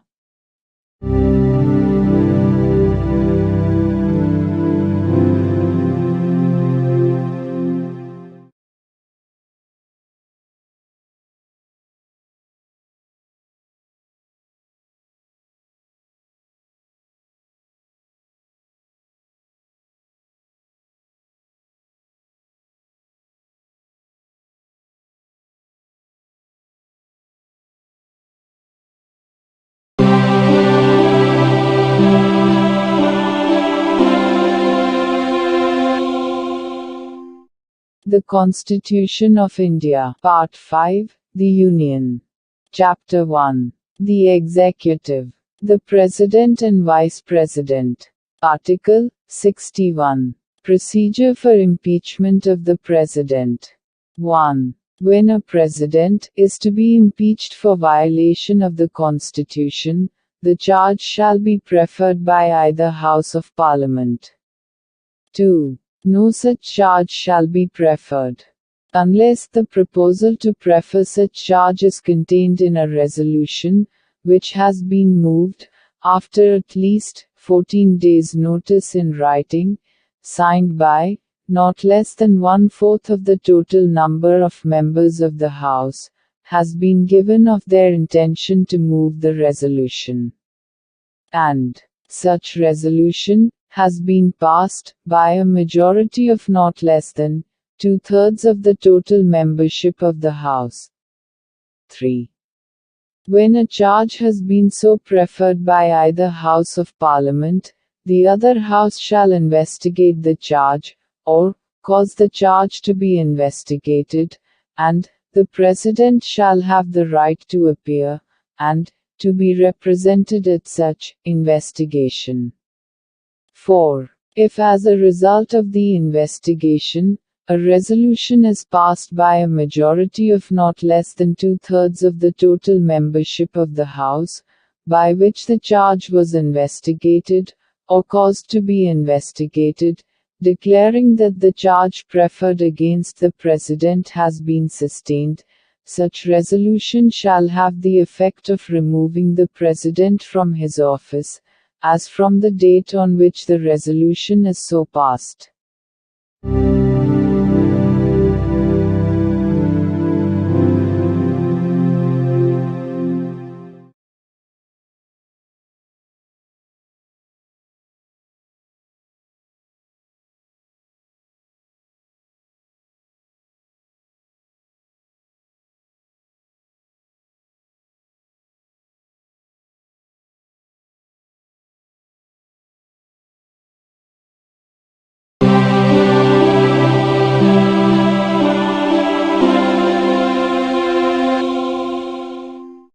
The Constitution of India, Part 5, The Union.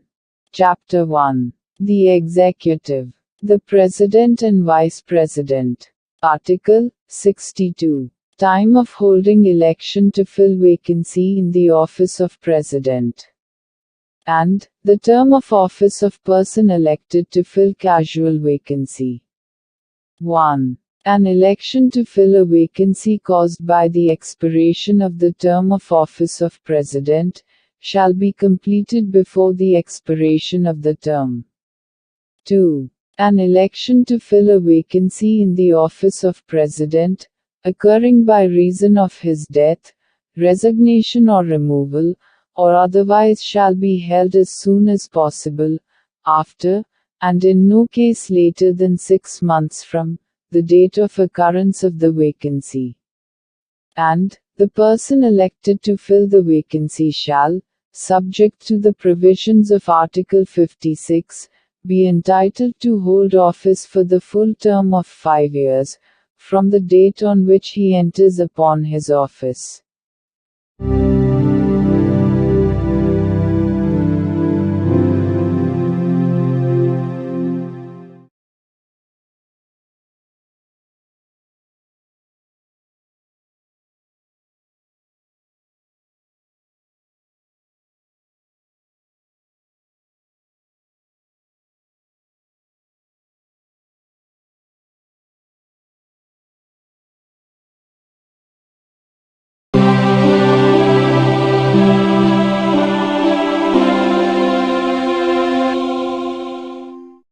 The Constitution of India. Part 5. The Union. Chapter 1. The Executive. The President and Vice President. Article 63. The Vice President of India. There shall be a Vice President of India.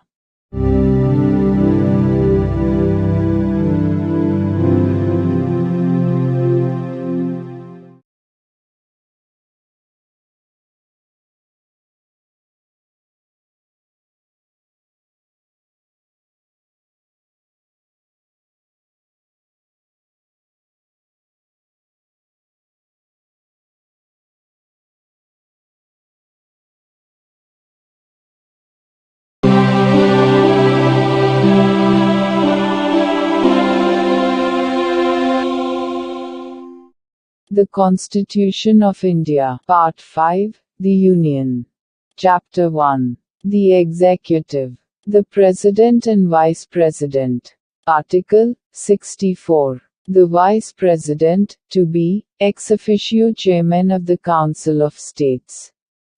The Vice President shall be, ex officio Chairman of the Council of the States, and shall not hold any other office of profit, provided that, during any period, when the Vice President acts as President, or discharges the functions of the President under Article 65, he shall not perform the duties of the office of Chairman of the Council of States, and shall not be entitled to any salary, or allowance payable to the Chairman of the Council of States, under Article 97.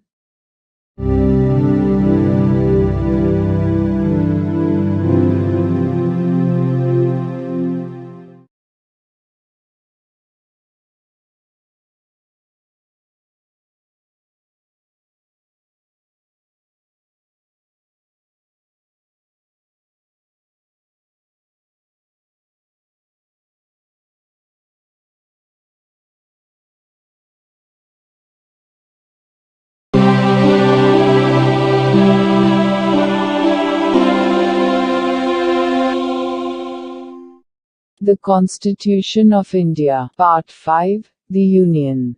Chapter 1. The Executive. The President and Vice President. Article 65. The Vice President, to act as President, or to discharge his functions, during casual vacancies in the office, or during the absence of President. 1. In the event of the occurrence of any vacancy in the office of the President, by reason of his death, resignation, or removal, or otherwise, the Vice President shall act as President until the date on which a new President, elected, in accordance with the provisions of this chapter, to fill such vacancy, enters upon his office.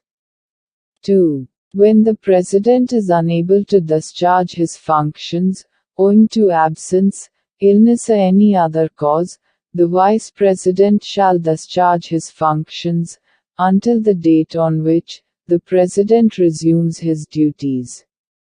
3. The Vice President shall, during, and in respect of, the period while he is so acting as, or discharging the functions of President, have all the powers and immunities of the President, and be entitled to such emoluments, allowances and privileges, as may be determined by Parliament, by law.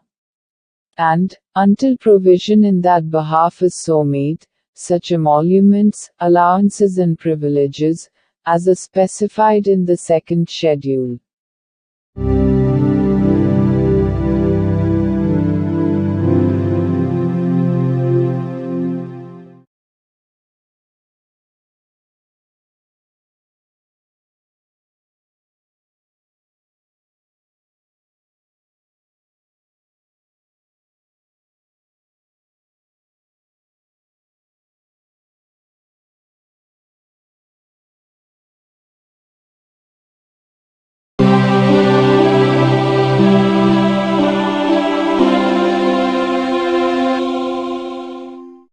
The Constitution of India. Part 5. The Union. Chapter 1. The Executive. The President and Vice President. Article 66. Election of Vice President. 1. The Vice President shall be elected by the members of an electoral college, consisting of the members of both Houses of Parliament, in accordance with the system of proportional representation, by means of the single transferable vote, and the voting at such election shall be by secret ballot. 2. The Vice President shall not be a member of either House of Parliament or of a House of the Legislature of any state. And, if a member of either House of Parliament or of a House of the Legislature of any state be elected Vice President, he shall be deemed to have vacated his seat in that House, on the date on which he enters upon his office, as Vice President. 3. No person shall be eligible for election as Vice President, unless he is a citizen of India. B. Has completed the age of 35 years, and C. Is qualified for election, as a member of the Council of States. 4. A person shall not be eligible for election as Vice President, if he holds any office of profit, under the Government of India, or the Government of any state, or under any local, or other authority, subject to the control of any of the said governments.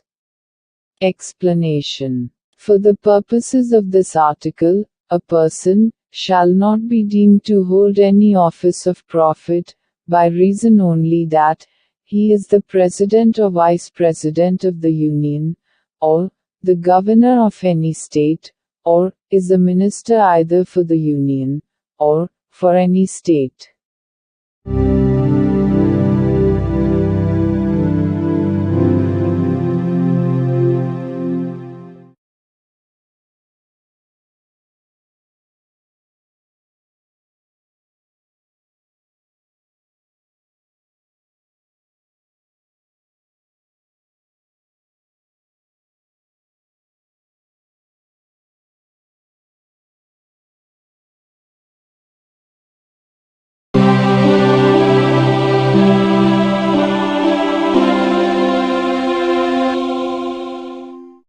The Constitution of India. Part 5. The Union.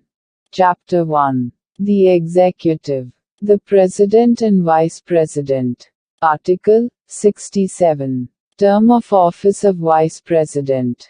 The Vice President shall hold office for a term of 5 years, from the date on which he enters upon his office. Provided that a. A Vice President may, by writing under his hand addressed to the President, resign his office. B. A Vice President may be removed from his office by a resolution of the Council of States, passed by a majority of all the then members of the Council, and agreed to by the House of the People. But no resolution for the purpose of this clause shall be moved, unless at least 14 days' notice has been given of the intention to move the resolution. C. A Vice President shall, notwithstanding the expiration of his term, continue to hold office until his successor enters upon his office.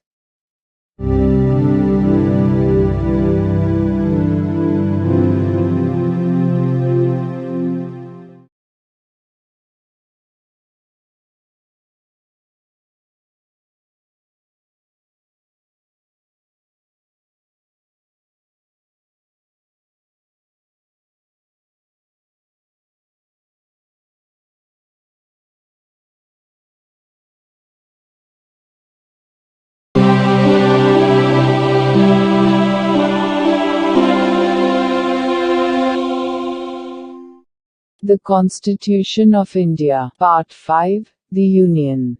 Chapter 1. The Executive. The President and Vice President. Article 68. Time of holding election to fill vacancy in the office of Vice President. And the term of office of person elected to fill casual vacancy. 1. An election to fill a vacancy caused by the expiration of the term of office of Vice President shall be completed before the expiration of the term. 2.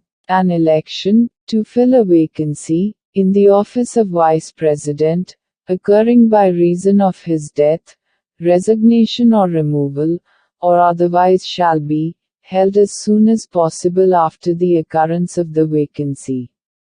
And the person elected to fill the vacancy shall, subject to the provisions of Article 67, be entitled to hold office for the full term of 5 years from the date on which he enters upon his office.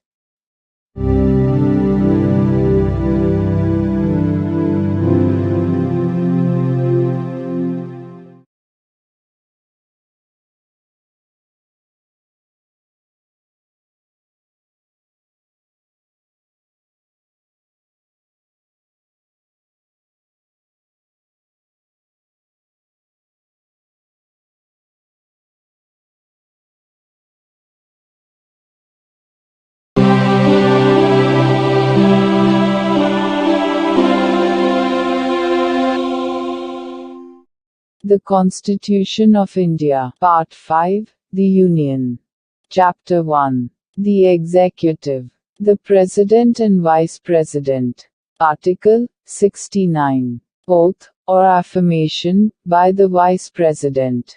Every Vice President shall, before entering upon his office, make and subscribe before the President, or some person appointed in that behalf, by him, an oath or affirmation, in the following form, that is to say, I, A.B., do swear in the name of God, that I will bear true faith and solemnly affirm allegiance to the Constitution of India, as by law established, and that I will faithfully discharge the duty upon which I am about to enter.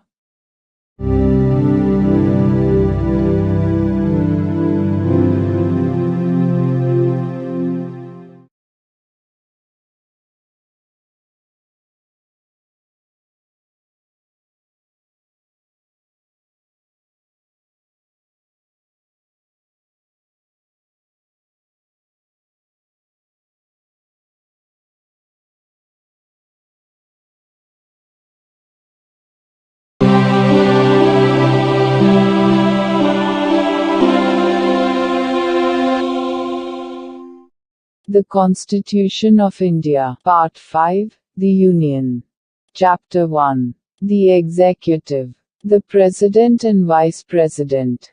Article 70. Discharge of President's functions in other contingencies. Parliament may make such provision, as it thinks fit, for the discharge of the functions of the President, in any contingency, not provided for in this chapter.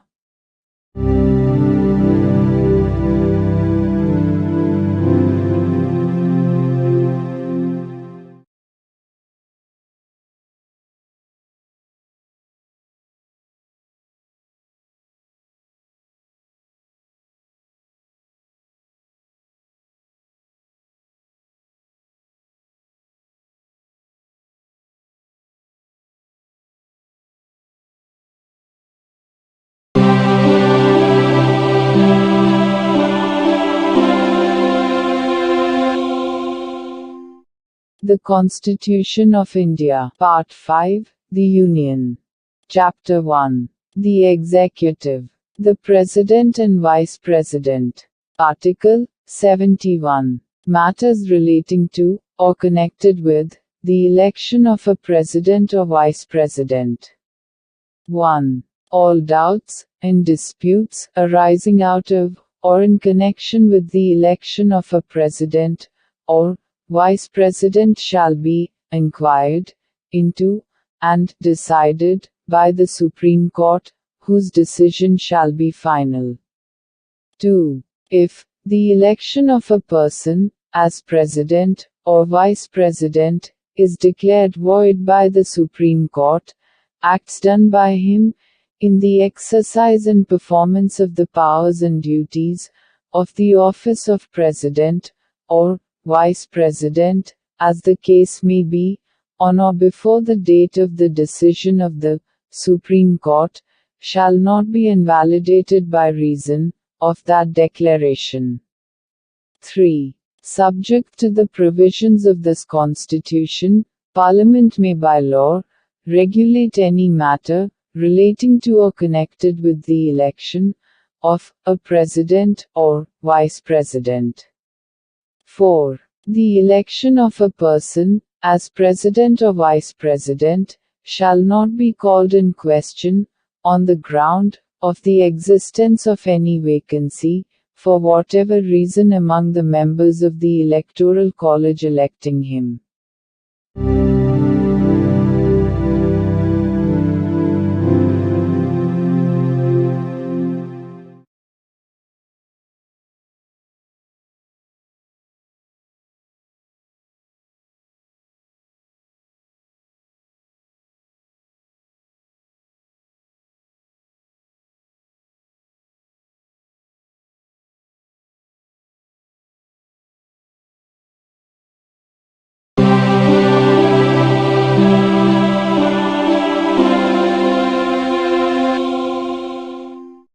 The Constitution of India. Part 5. The Union. Chapter 1. The Executive. The President and Vice President. Article 72. Power of President to grant pardons, etc. and to suspend, remit, or commute sentences in certain cases. 1. The President shall have the power to grant pardons, reprieves, respites, or remissions of punishment, or to suspend, remit, or commute the sentence of any person convicted of any offense, in all cases where the punishment or sentence is by a court-martial. B. In all cases where the punishment or sentence is for an offense against any law relating to a matter to which the executive power of the Union extends. C. In all cases where the sentence is a sentence of death. 2. Nothing in sub-clause A of clause 1 shall affect the power conferred by law on any officer of the armed forces of the Union to suspend, remit, or commute a sentence passed by a court-martial. 3. Nothing in sub-clause C of clause 1 shall affect the power to suspend, remit, or commute a sentence of death exercisable by the governor of a state under any law for the time being in force.